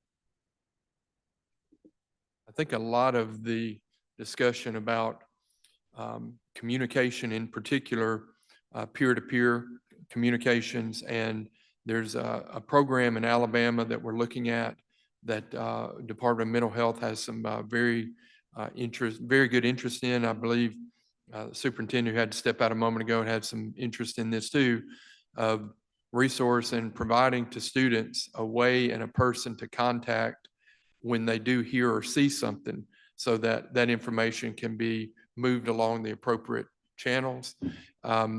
That program is something that I look forward to talking to the chairman about more. That is not a high dollar type of thing, but is a high impact way of doing it. And if that program in particular can answer some of these questions, I think it would be, you know, maybe something that we might want to look at or look at piloting or doing something like that. But exactly, I think those are exactly what we're trying to get achieved. Okay. Thank you, Senator McClellan. Thank you. I think that's about it. Deborah, you've been let off the hook, so you can. I appreciate the committee coming up today. I know it was probably pretty rough after a long evening and so forth. I think this is the only meeting we're going to have between now and January. I'm pretty sure it is. I'm not calling another meeting, so I promise you that. And so thank you. Thank you for being here. Thank you for your attention. And we are adjourned.